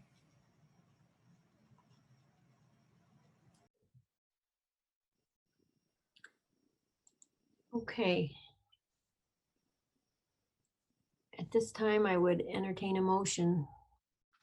Make a motion to approve the selection of Open Cities as the vendor for the redesign of the township website and to enter into a 5-year service agreement with Open Cities.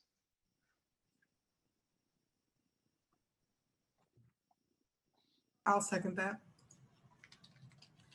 There's a motion by trustee Ford and a second by clerk Farmer to go with the recommendation for Open Cities for the website consultant for the 5-year term as described. Any further board discussion?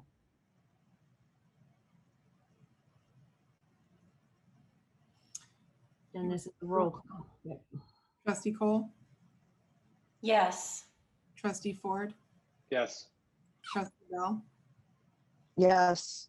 trustee Bradford, Yes. treasurer Bushra. Yes. I'm a yes. Supervisor Haney Cogswell. Yes. Motion carries 7-0. We didn't hear from him, but thanks for joining, John Gibson. Yes, thank you.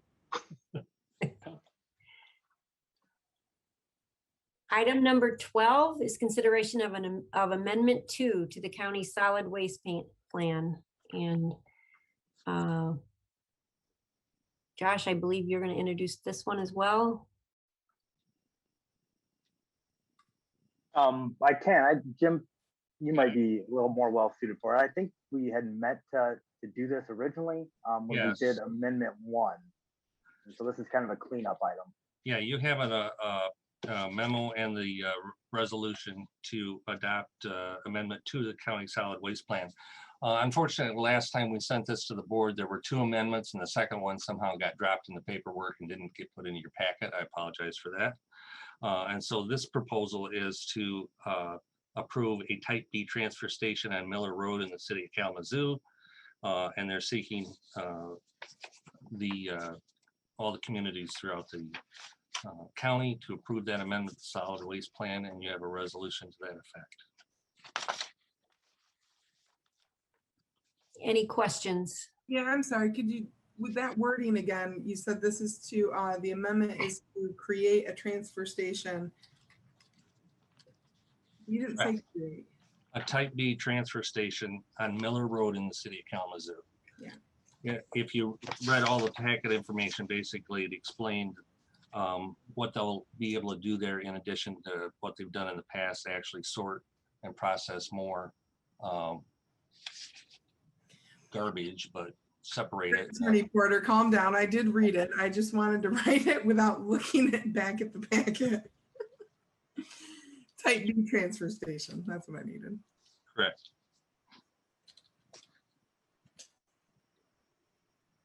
Any board member comments about this?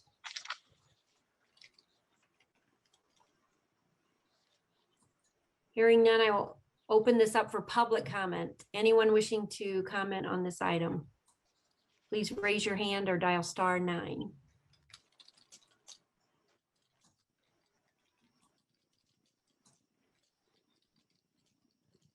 I'm not seeing any raised hands. Got a quick question for Jim. The outcome of both of these amendments that we've made to this plan is to reduce the amount of material flowing to the landfill, correct? That's one of the primary goals here, is to make sure we have a more ability to sort and hopefully reuse, recycle, repurpose some of the debris that's going into our waste stream. It doesn't change anything that we could put into our single stream recycling containers now. It just provides an opportunity for these transfer stations to sort that material and pull out stuff Right, that and I they think may choose to privately sell or recycle. Right, and they will also be able to sort industrial waste that isn't put in a recycling bin the way we would as residents. And Okay. so it allows them to use a different waste stream, sort it, and then distribute it accordingly. Okay. Does anybody know if these changes would further allow like the additional materials to be recycled at the residential level in the future? Like styrofoam, for example. That I do not know. Okay. I do not know either. That I would welcome that. I know that the only area styrofoam recycling is done through a company out of Dart. The company's called Dart. It's up around Lansing, I believe. I have a question because I think I've gotten 2 messages from, I believe it's the city of Kalamazoo, calling for styrofoam recycling. Are Oshtemo residents permitted to utilize that by virtue of being a member of this agreement, should styrofoam recycling exist in the city? Does that, I'm not certain, Sherry, but I think it's something we should follow up on. that'd be great. It's been a long time, but I believe there was yard waste I took somewhere on the east side that was, but again, it's been 20 years probably, but there was a fee.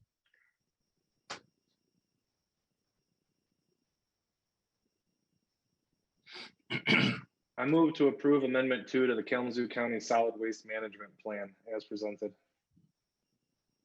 Support.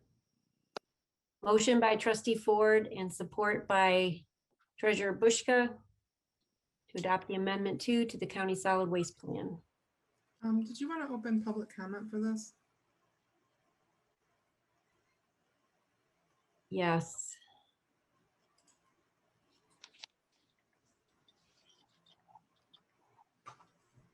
Okay.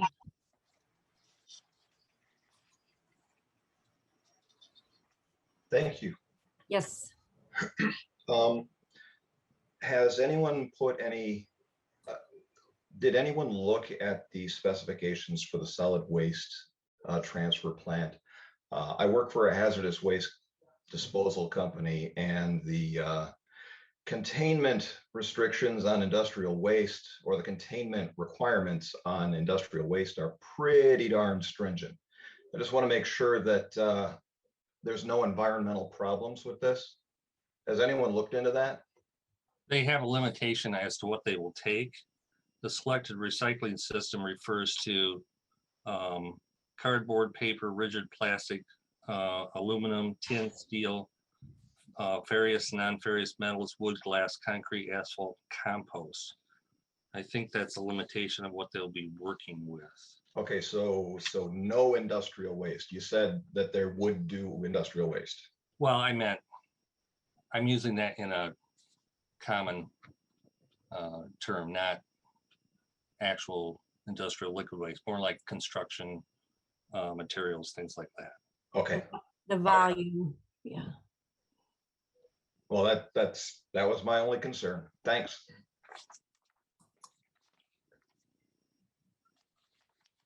So there was I believe, a motion by trustee Ford, a second by treasurer Bushka. And this is roll call. Trustee Ford? Yes. Trustee Bell? Yes. Trustee Bradford? Yes. Trustee Cole? Yes. I'm a yes. Treasurer Bushka? Yes. And Supervisor Henny Cogswell? Yes. Motion carries 7-0. We're on to item number 13, which is other township business and question updates. And we do have 2 items from the consent agenda to consider. The first being item 8E, the Grange rental fees. And there are 2 parts to this for the board to consider this evening. There is one, a request from an applicant to have a reduced fee for multiple rentals, a bulk rate, if you will. And then the second part was request to consider allowing the Parks Committee to consider reductions for bulk rates in the future. So I pulled these items off the agenda. My request to the board would be to send this back to the Parks Director and in the Parks Committee to bring a recommendation of rates for all facilities for moving forward for bulk rates if people are going to rent for 8 weeks or more. And with that recommendation, I would request that some guidelines for refunds for those rental fees be brought to the board as well. I'm comfortable right now approving the single use at a reduced rate.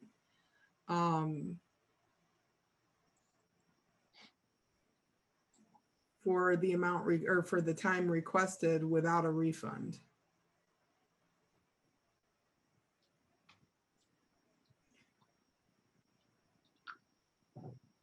or even a refund, you know, with a 2-week. That's a tough one. That's why I really want to see the Parks Committee talk this through. So one question. So you mentioned refunds, how they're handled now. Can you talk about that? So if it's more closer than 2 weeks, there is no refund? Yeah, let me, I'm gonna pull up the, and I should have done this already, my apologies. I'm gonna pull up the facilities rental agreement for the community center real quick, because that's the first one I clicked on. So,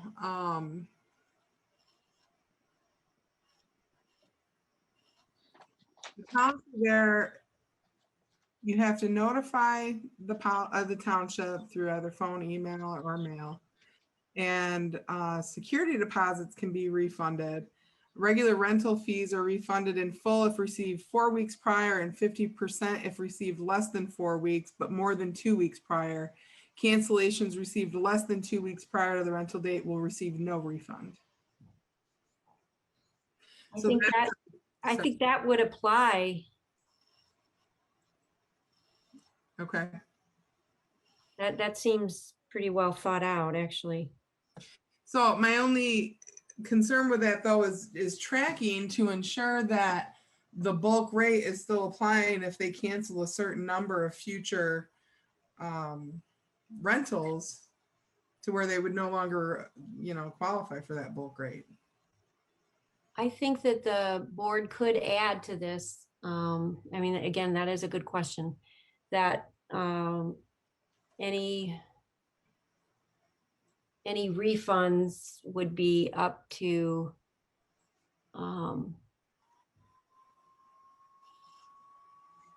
any refunds for reservations less than 8 weeks. If the refund is requested, then the net effect is less than 8 weeks of rental would revert to the full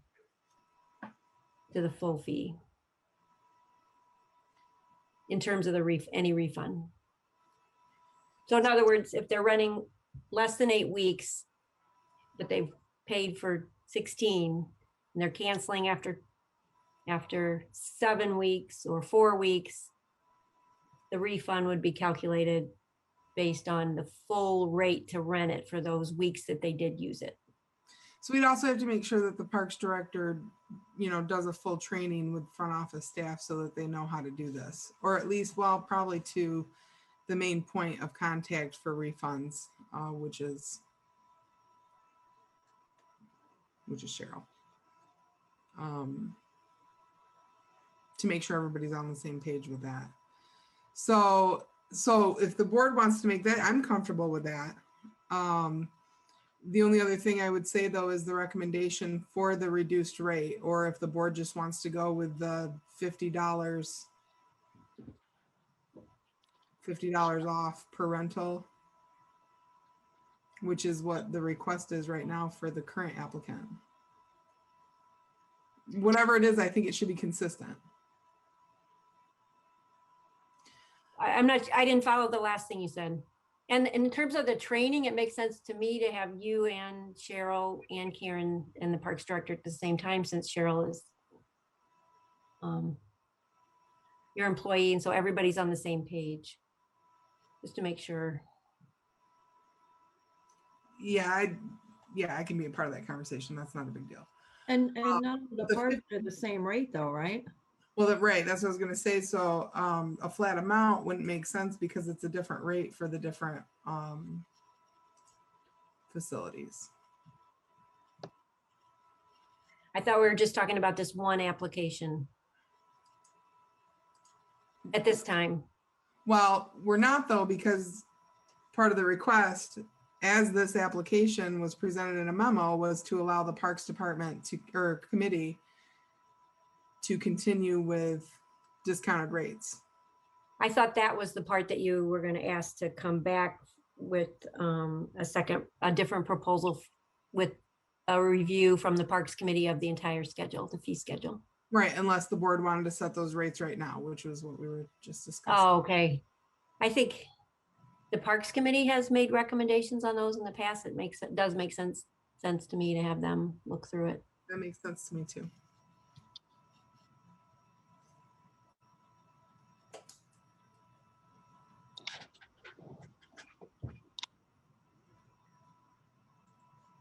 Are the fees for these bulk long-term rentals collected all at once at the time of booking currently? Good question. Or has this never happened before? I mean, it sounds like we've got these people that have been doing this. So are they paying by the rental or are they paying someone So we in advance? have other folks that reserve rooms for the year. And although typically we don't allow a reservation without the payment, like the quilters that go into the community center, I believe they pay once a month, like a month in advance. Okay. But this change would affect them, right? And so we might be changing how, and I think that the Parks Committee should take that into consideration, how it's being paid for the refund. I mean, because if it's 4 weeks ahead of time to get a full refund and they're only paying it 4 weeks ahead of time, then that's not going to work. So I think it would have to all be paid up front.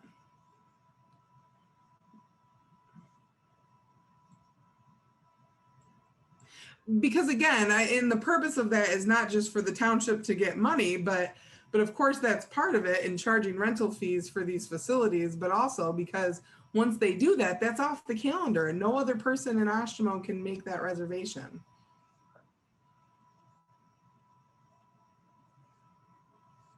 I guess that was my concern, was if somebody was booking 52 weeks a year, but not paying for most of them and then cancel, that's however much time that people weren't able to book that thing there. So, Yeah, and I think it makes sense to have you and Cheryl, or at least you or somebody there from at the Parks Committee when this is being discussed, because there are details that you're bringing up that are important that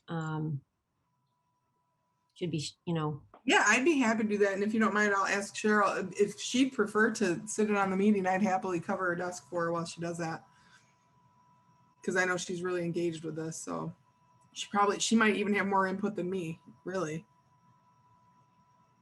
Well, and I can offer to sit up front too, so you can both go in. That might even be easier. Simmer down, Claire. they've been meeting at 7:30 a.m. So. Oh, I know what time they meet. I do too. So. Okay, so what is the, let's see, is there any public comment on this item?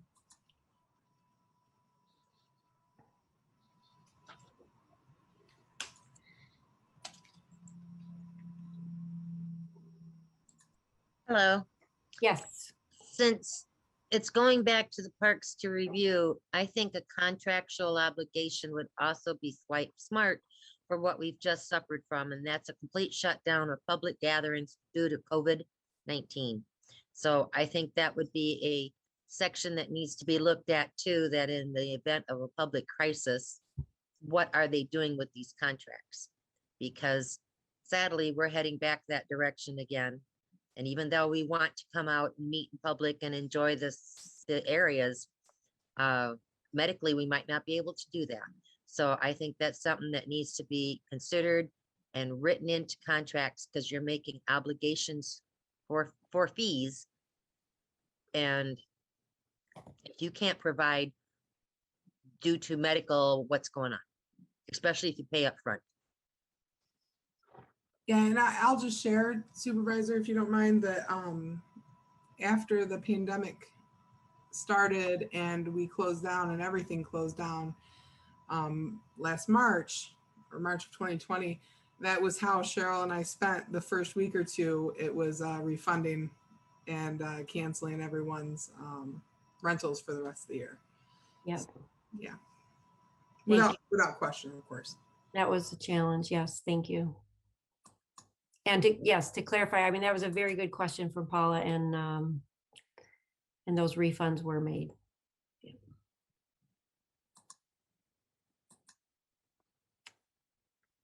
Okay, so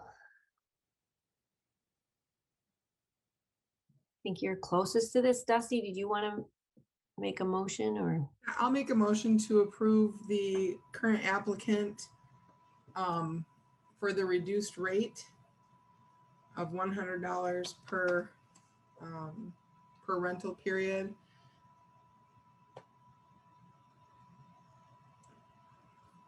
I'm sorry, I don't have it up in front of me. How many rental periods were they requesting?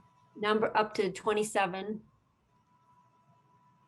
For 27 rental periods, which would be a temporary bulk rate.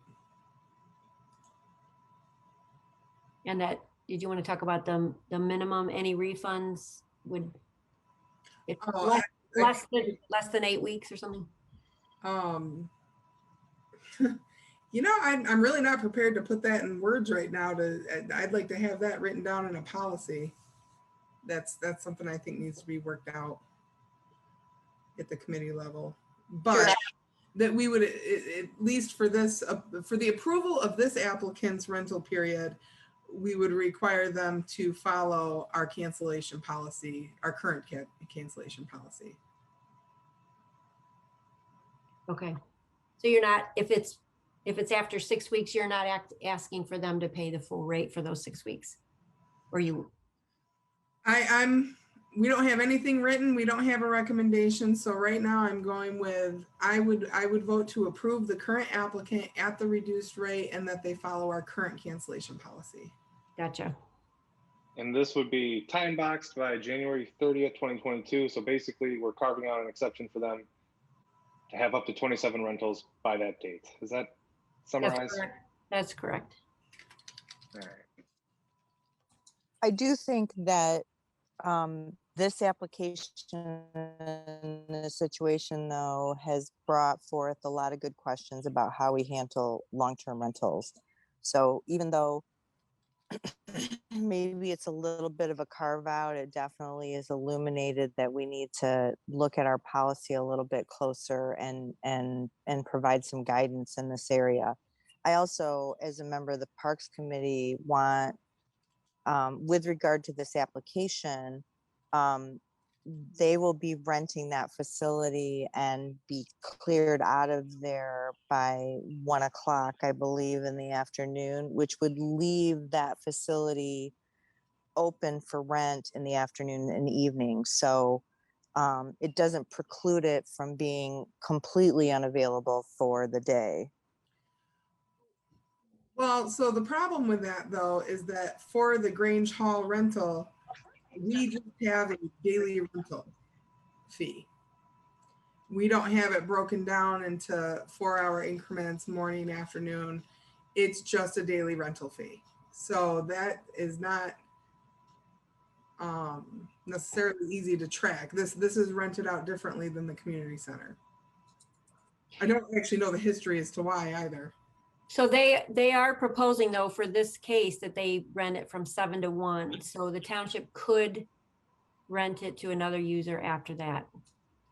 And I think that's even more important to make sure that we have this all written down and very clear so that they know how to navigate that, because there are, 3 or 4 people, 5 people that really do rentals at the front counter. So this is a pretty big change for this facility to be able to do that, because usually it's a normal look at the calendar. Nope, somebody's already got it that day, and so this will take some more specific scheduling, which I think they're capable of doing.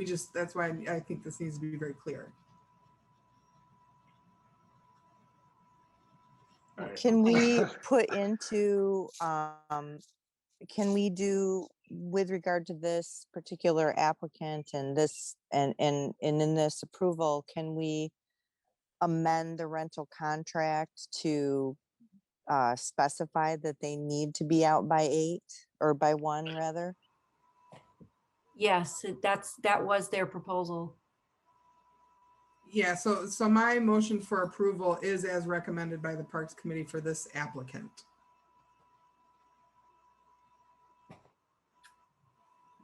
But I'll be honest, my motion doesn't even have a second, so it may have failed. Trustee Bell, second. I was going to, I just wanted to make sure we had everything in there. Okay. So I get, all right, if we go ahead and vote this through, then we created this little thing for Christ Fellowship Church, so they'll be good through 2022 or through January 2022. But we are saying we're gonna come back with a more comprehensive policy regarding these things in the near term. That is the request that I heard. Okay.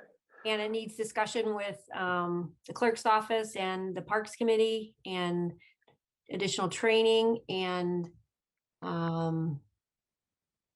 yeah, I mean, lots of good comments. And I Okay. think it's been, I think, a few years since we revisited the fee schedule, so that's a good time. Definitely. So I guess the last comment I would make then is if we're planning to bring back another policy pretty quickly, why would we lock ourselves or lock them into this agreement that's specific to them and not just give them a couple rentals at this rate and then they can be governed by the long-term policy? Given what I've seen happening with our parks director being pulled into helping with planning's workload, I can't promise when this is going to get accomplished. So I think I would go ahead proceed with this one. And then sometime in the next, whatever, 2 to 6 months, I think we'd probably be looking at the fee schedule. Okay, fair enough. Thank you.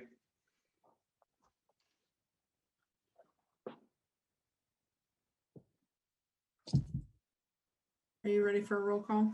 Yes. Trustee Ford, Yes. trustee Bell, Yes. trustee Bradford, Yes. trustee Cole. Yes. I am a yes. Treasurer Bushka Yes. and Supervisor Henny Cogswell. Yes. The motion carries 7-0. Thank you. Oh, and then the second one is item 8F from the consent agenda, the Grange Hall grandfathered fees.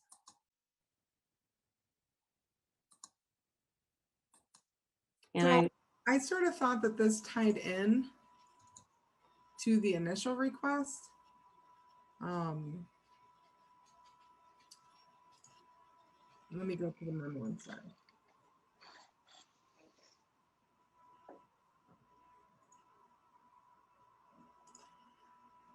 So with this request, the recommendation is that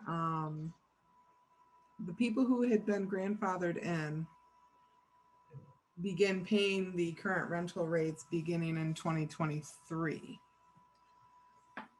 So not this year, next year, but the year after. And that the 2 nonprofit organizations who use the hall more frequently continue to be at the grandfathered rental rate, subject to annual review by the Parks Committee.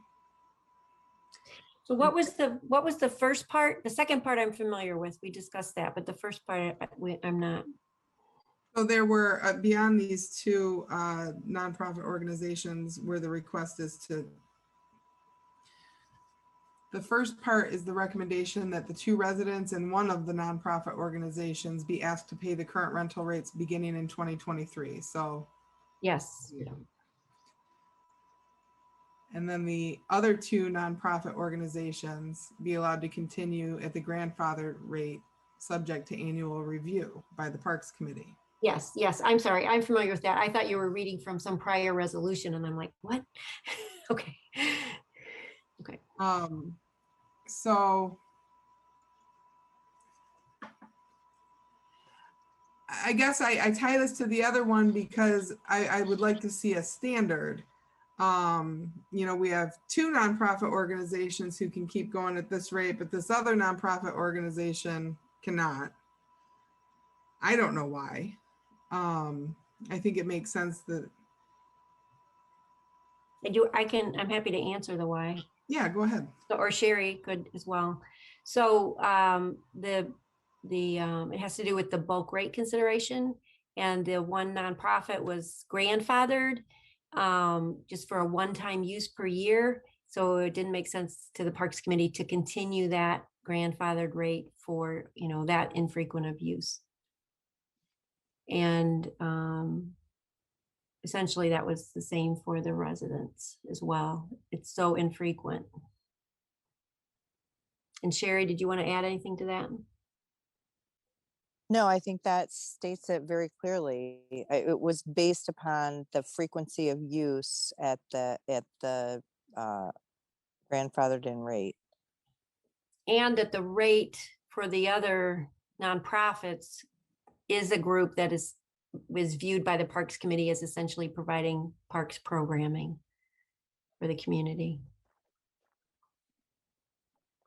I feel like this future policy should lay out whether the use is for public programming as well. Like, get this right. This is very odd to me that we're going to grandfather two specific groups through an arbitrary number of years. I don't want to do that, but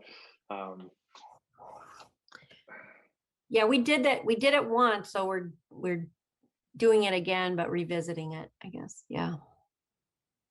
Yeah, and I was definitely in full support of grandfathering these groups in who had been using the Grange Hall for years when other people didn't want to, right? And then we did the renovations and made the building accessible to all the public. It made sense that we would still let them have these old lower rates for a certain period of time.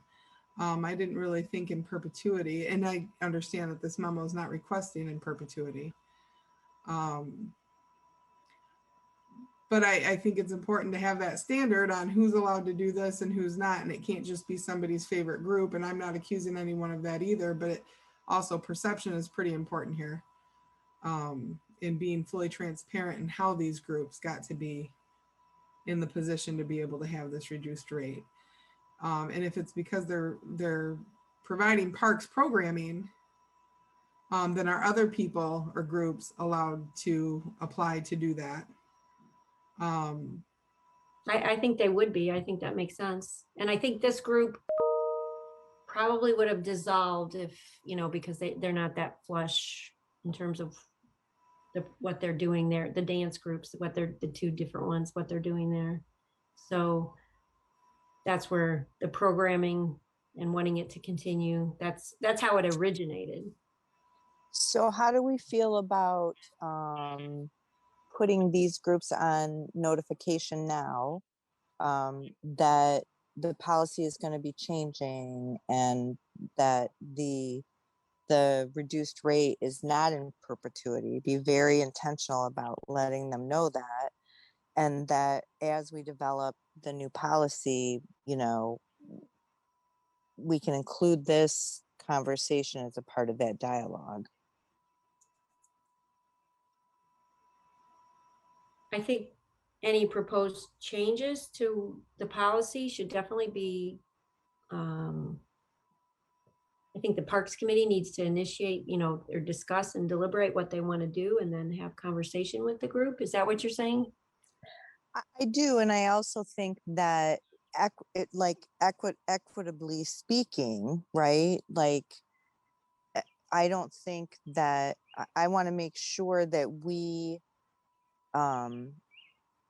just like, we're proposing communicating with individual users versus group users, that the reduced rate was never intended to be forever and ever, amen. And that we're working on policy changes and, we'll be in contact. I think that would be very alarmist. I would like to see what's developed first and then have discussion with them. At the time when that was developed, people approached me from that group and were aware of a renovation done in a similar hall toward Detroit and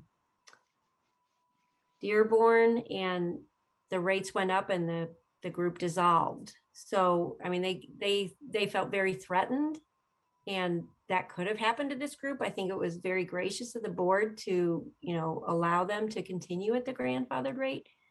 So I don't want to tell them we might be raising the rate without knowing what we're doing first. I would like to have the conversations and have the deliberation. Are we going to do it for other groups, for other people, other groups that provide some kind of a programming? I think it's good. I agree with you. I agree with you, but we can take this situation that with this rental group as a part of our deliberations for the long-term rentals. Yes. What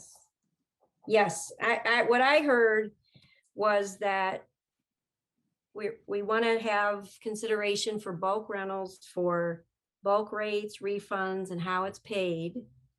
And then we just added from this discussion for park programming, that should also be part of the discussions for the policy. I would agree with that synopsis. Okay. Good discussion.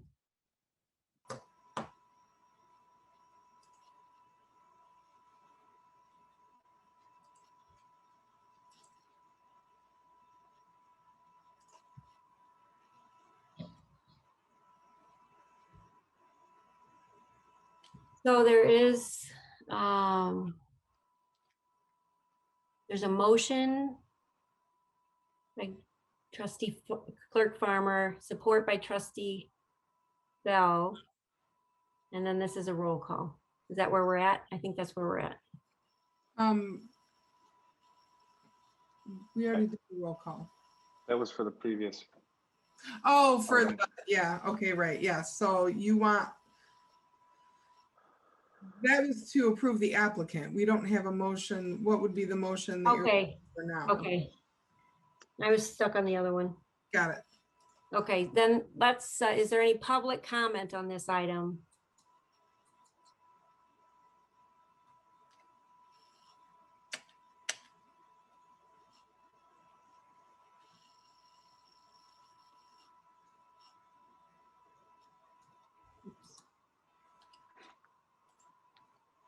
Not knowing. You are muted. Okay. Yes. Am I muted now? You're unmuted, Paula, Okay. yes. My computer is showing muted, unmuted. Any rate, Sorry, not knowing. I hit it twice, so that's exactly what happened. Okay. Well, plus I have a new computer. Who knows what button I hit. Not knowing who the grandfather group is in, et cetera, et cetera. But I'm going to be guessing that we might be needing to look maybe at a senior discount rate also for the community group that's been there a long time, because that's generally those that are on a very fixed budget type thing. So that would be possibly part of the discussion of they're a nonprofit group. What's their age group? You know, give it some complete consideration that other groups and charities and so forth do, because you know, if you're the American Red Cross coming in and needing a building to set up, do you really want to charge them a fee when they're helping the world with blood? On the flip side, if I'm having a party, of course you want to charge me. So I would think this would be an area to look at, discuss, and put some guidelines in place for. Thank you. Any other comment? Okay, so we'll go back into board deliberation and consideration of a motion.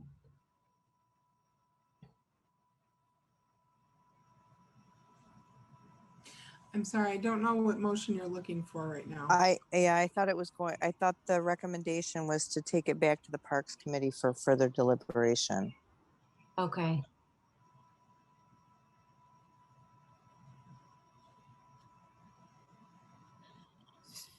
So, okay, so we will proceed as we've been doing until there's a new fee schedule. Okay. Because we may be approached if one of these groups resumes activities in September, October. Okay. Okay, good.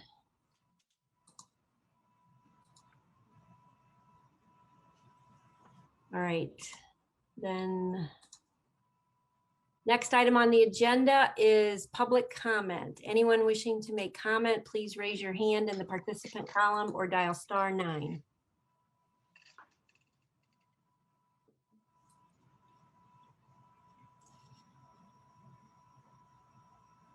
Dennis? Am I here yet? Yes. Hi. Can you hear me? Yes, Dennis, we Oh, can. all right. I got a little, there's a little, my computer's not coming in real good. But I was in there this morning talking to Libby and Anna and stuff. Anna's a sweetheart. She's nice. She dealt with me the day before when I was all wound up. But I wanted to get a well, and I was thinking about on this water line you got out here, why it was laid down in the, you know, because like I said, there isn't water lines running down ML or any of the other streets just for freedom. I mean, when you put this in, I added it up this afternoon. There's probably only 24 houses on a 3-mile stretch, and that's not real profit laying a water line.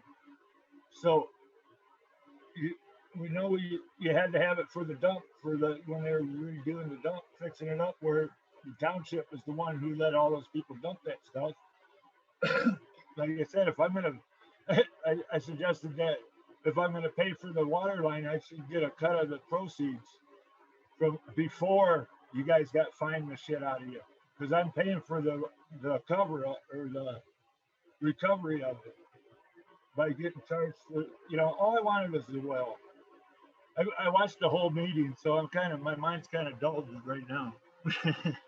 But I would just like some answers on that, why I have to pay for that water line. I mean, it was ran because you guys screwed up. I didn't screw up. I'm not at fault.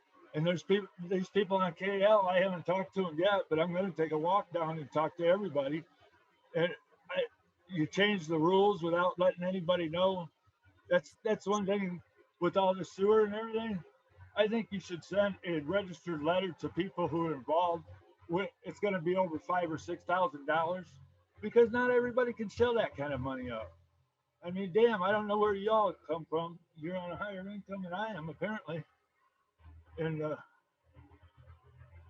I kind of lost my thought, but that's what I had for now. Thank you. Thank you.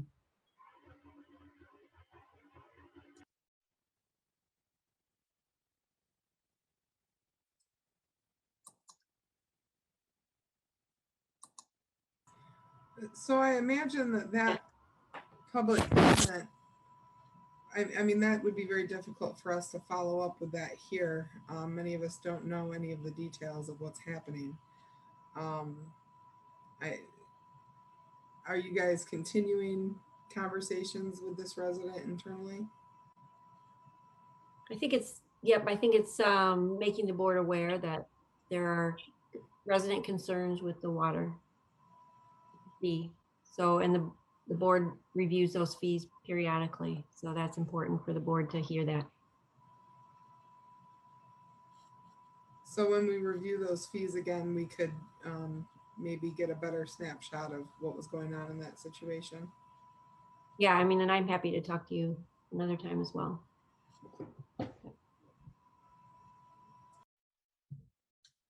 Okay, Chris? Yeah, can you hear me? Yes. All right, thank you. I'd like to piggyback that last caller. I'd like to thank him also for his comments. But to piggyback on that, with the continued discussions of sewer expansions into neighborhoods, I am strictly and strongly against mandatory connections. I have been since day one. I've voiced that many times, but I haven't had an opportunity to really voice it recently. And since we're prepping up for the August 10th discussion about these expansions again, I want to throw that out there publicly again. I'm against mandatory connections, just like that gentleman was against mandatory water connections. I think a lot of residents would be more in favor of your proposed sewer expansions without the mandatory portion. You've stated publicly that septic systems last 15 years, but I can't find any literature anywhere outside of your hired talking points from Kalamazoo that justify that number. All the well and septic companies I've ever talked to, all the research I've done, Google searches say 40 years minimum with new systems. That number is based on old wooden systems, home-built systems, maybe steel systems even. But all the modern stuff's plastic. It's all cement. That stuff lasts a lot longer than the sewer lines you're proposing to put in our road. And as I've stated before, and I'll state again, I'm not entirely opposed to a $5,000 or maybe even $10,000 assessment in front of my house if it's justifiable for the construction. I'm against hooking to the thing. I don't want the monthly expense for a system that I don't want to use. My septic's fine. At a time way down in the future, when my 15-year-old system fails 50 years from now, and I got to connect, so be it.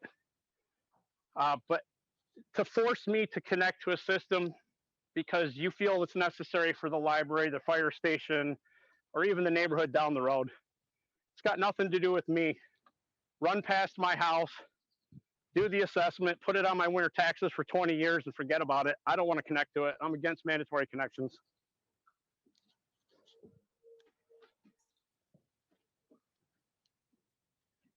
Okay. Thank you.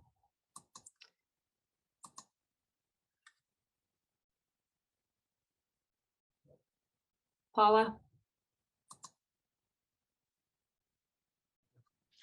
Why, hello there. Let's talk sewers. For the upcoming August 10th, I have several questions. A lot of them you've heard before. I will put them in writing and send them to you. Hopefully you will have answers for me at the August 10th meeting or before. A couple of things that I'd like to touch upon tonight, though, is the fact that we're hooking, if the sewers go through, we're going to hook additional sewer system to the Kalamazoo existing system. They're currently paying 1.7 million to get rid of the stink. I'm not sure that Kalamazoo sewer system is the right way to go, considering the problems that they've had just in the past year. They had lines that broke that they didn't know about. They discovered them when the raw sewage was leaking on top of the road. They discovered raw sewage leak in the river due to a fisherman being out there, and they estimated it had been leaking into the river for 5 days plus. I don't know. It makes me wonder, and I still wonder, how are they maintaining the lines? And now we're going to dump additional into those lines and into that system. Yeah, the final system, the actual treatment, they are wonderful at, but they have done terrible with the maintenance, repair, and monitoring of their lines. And I do know that they were doing a complete study of all their lines, but I haven't been able to find too much information on that. So I'm hoping that Oshtemo is able to get some information from Kalamazoo regarding the completeness of the study on the lines and what they look like on our end of town, so that we're not going through some of this craziness that Kalamazoo currently is. After that, like I said, I got several questions. I'll put them in writing to you, and hopefully we'll have some answers shortly. Thank you.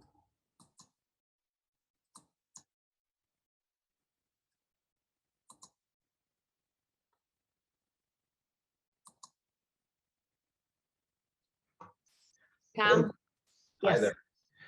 Just want to say I completely agree with Chris DePiro. If you were to run a,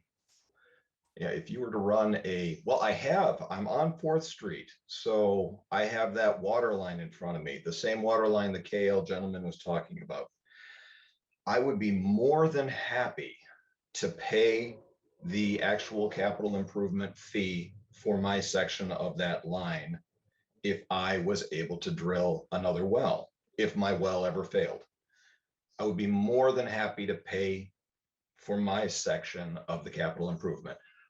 If you guys ran a sewer line, if you guys would only do a survey with real questions like, would you be willing to pay for the availability of a sewer line instead of forcing them to connect to it and having to pay, $30,000 to connect to it? And I'm not just talking the connection fee, I'm talking the actual private connection fee. It's the private connection fee that people don't want. In fact, they want to use their sewer as long as it works. And when it fails, connect to that available sewer that they've been paying for 20 years or whatever. Texas Township has installed sewer lines everywhere. and they're charging everyone for the availability. They didn't force the people to connect to it. Only recently are they doing a required connection. But that's, 10, 15 years after the original assessment was made. So a lot of people never connected, but they've been paying for it for 20 years. Why can't Oshtemo do something like that? Thank you.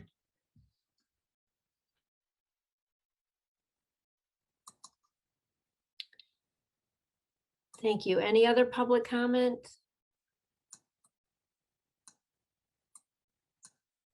I'm not seeing any other raised hands.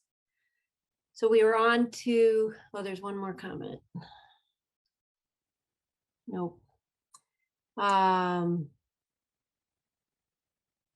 are on to item number 15, which is board member comments. Zach? I just want to commend the board on taking action on a road millage tonight. Probably something that needed to be done for quite some time, but it really puts us in a great position going forward. Big investment in the community, and I'm happy to say we got it done. So thank you all for supporting it. Kristen, any comment?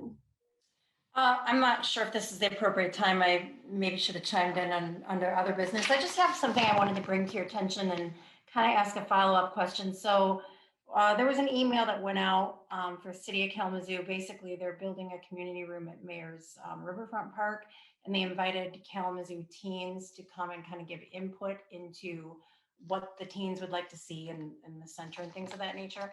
I'm not suggesting that we build a center for teens, but it made me wonder about the Advia building that's going in. I believe I recall discussion that they're putting a community room in that was part of the agreement for Oshtemo. So I just wondered where we were at with that, and do we as a board have any input on, like what goes into that facility? So If what anybody knows. Advia proposed, or was part of their plan rather, was a community room that could be utilized for a number of different things with a capacity of about 100 people, if I remember that correctly. And that is for free for their members and for the community.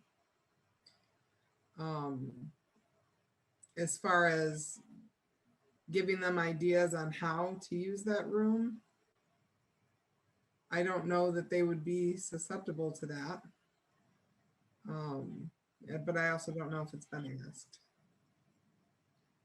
Okay, again, just kind of a food for thought. I just thought it was a neat idea that the City of Kalamazoo was doing, and obviously we're very much geared towards creating a family-friendly environment. Obviously, it's not the best time to be talking about investing in something like this, so I just kind of thought if the structure was there, it might be something that's feasible. So just something to think about. Thank you. Trustee Bell, any comment, board member comment? Thank you. Do I have a good connection? Yes. Okay, good. So Kristen, thank you for bringing that forward. That's a really good idea. And I think this is a perfect example of this might be the time for us to engage with Advia about the future plans for that location. And so sometimes, the benefit to being early in the conversation far outweighs trying to join it later. So I think that's really exciting. I do want to share that Parks Committee met in person this month at Fletcher Field, and I cannot stress enough, and I didn't go to, and I know Kizzy went to the concert in the park on Sunday, but we have beautiful, beautiful spaces, and that Parks Committee meeting is at 7:30 in the morning, but I am just so happy to share the number of people at 7:30 in the morning that were up utilizing the park, walking. It was really exciting to see that the community was using those spaces, and that there's a volunteer out there doing the gardens, which are absolutely beautiful. It is absolutely a wonderful space, and so we should be proud of that as a township, that we have really welcoming spaces that the community is enjoying.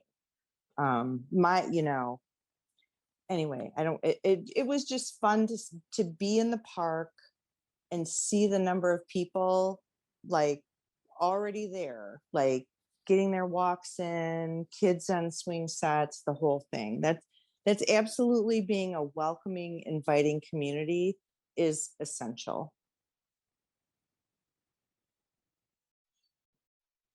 Thank you.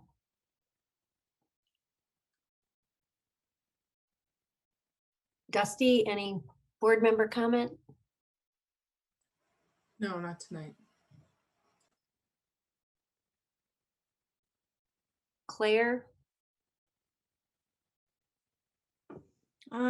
Just appreciate the extent of conversations we've had this evening, covering, a large spectrum of things, and look forward to items coming back for discussion. Thank you. And I do not have any other comments this evening. I want to thank everyone for the hard work, staff that went into many of the items that were brought before the board this evening. And thank you for the board for the thoughtful discussion. And with that, we have exhausted the agenda and we are adjourned. Thank you. Hang on one. Thanks, everybody. Wait. I don't think Trustee Bradford had an opportunity. I'm sorry, Kizzy. Well, I have really nothing, but before the next meeting, I will be 44. So before you guys see me again, I will be 44 years old. Happy birthday. Happy birthday. I do Yes, have my a birthday is comment next then. Friday. Next Thursday is my birthday, so so I'll be another year older. And I do have a comment. Happy birthday. So thank you guys. So, but no, this meeting, we got a lot of things accomplished, and it was a good night. So I took a lot of things in, and I enjoyed it. I can say that much. So thank you for the happy birthday wishes, and good night. Thank you very much. And with that, then we are adjourned, and have a good rest of your evenings. You too. Good night, everyone. Good night.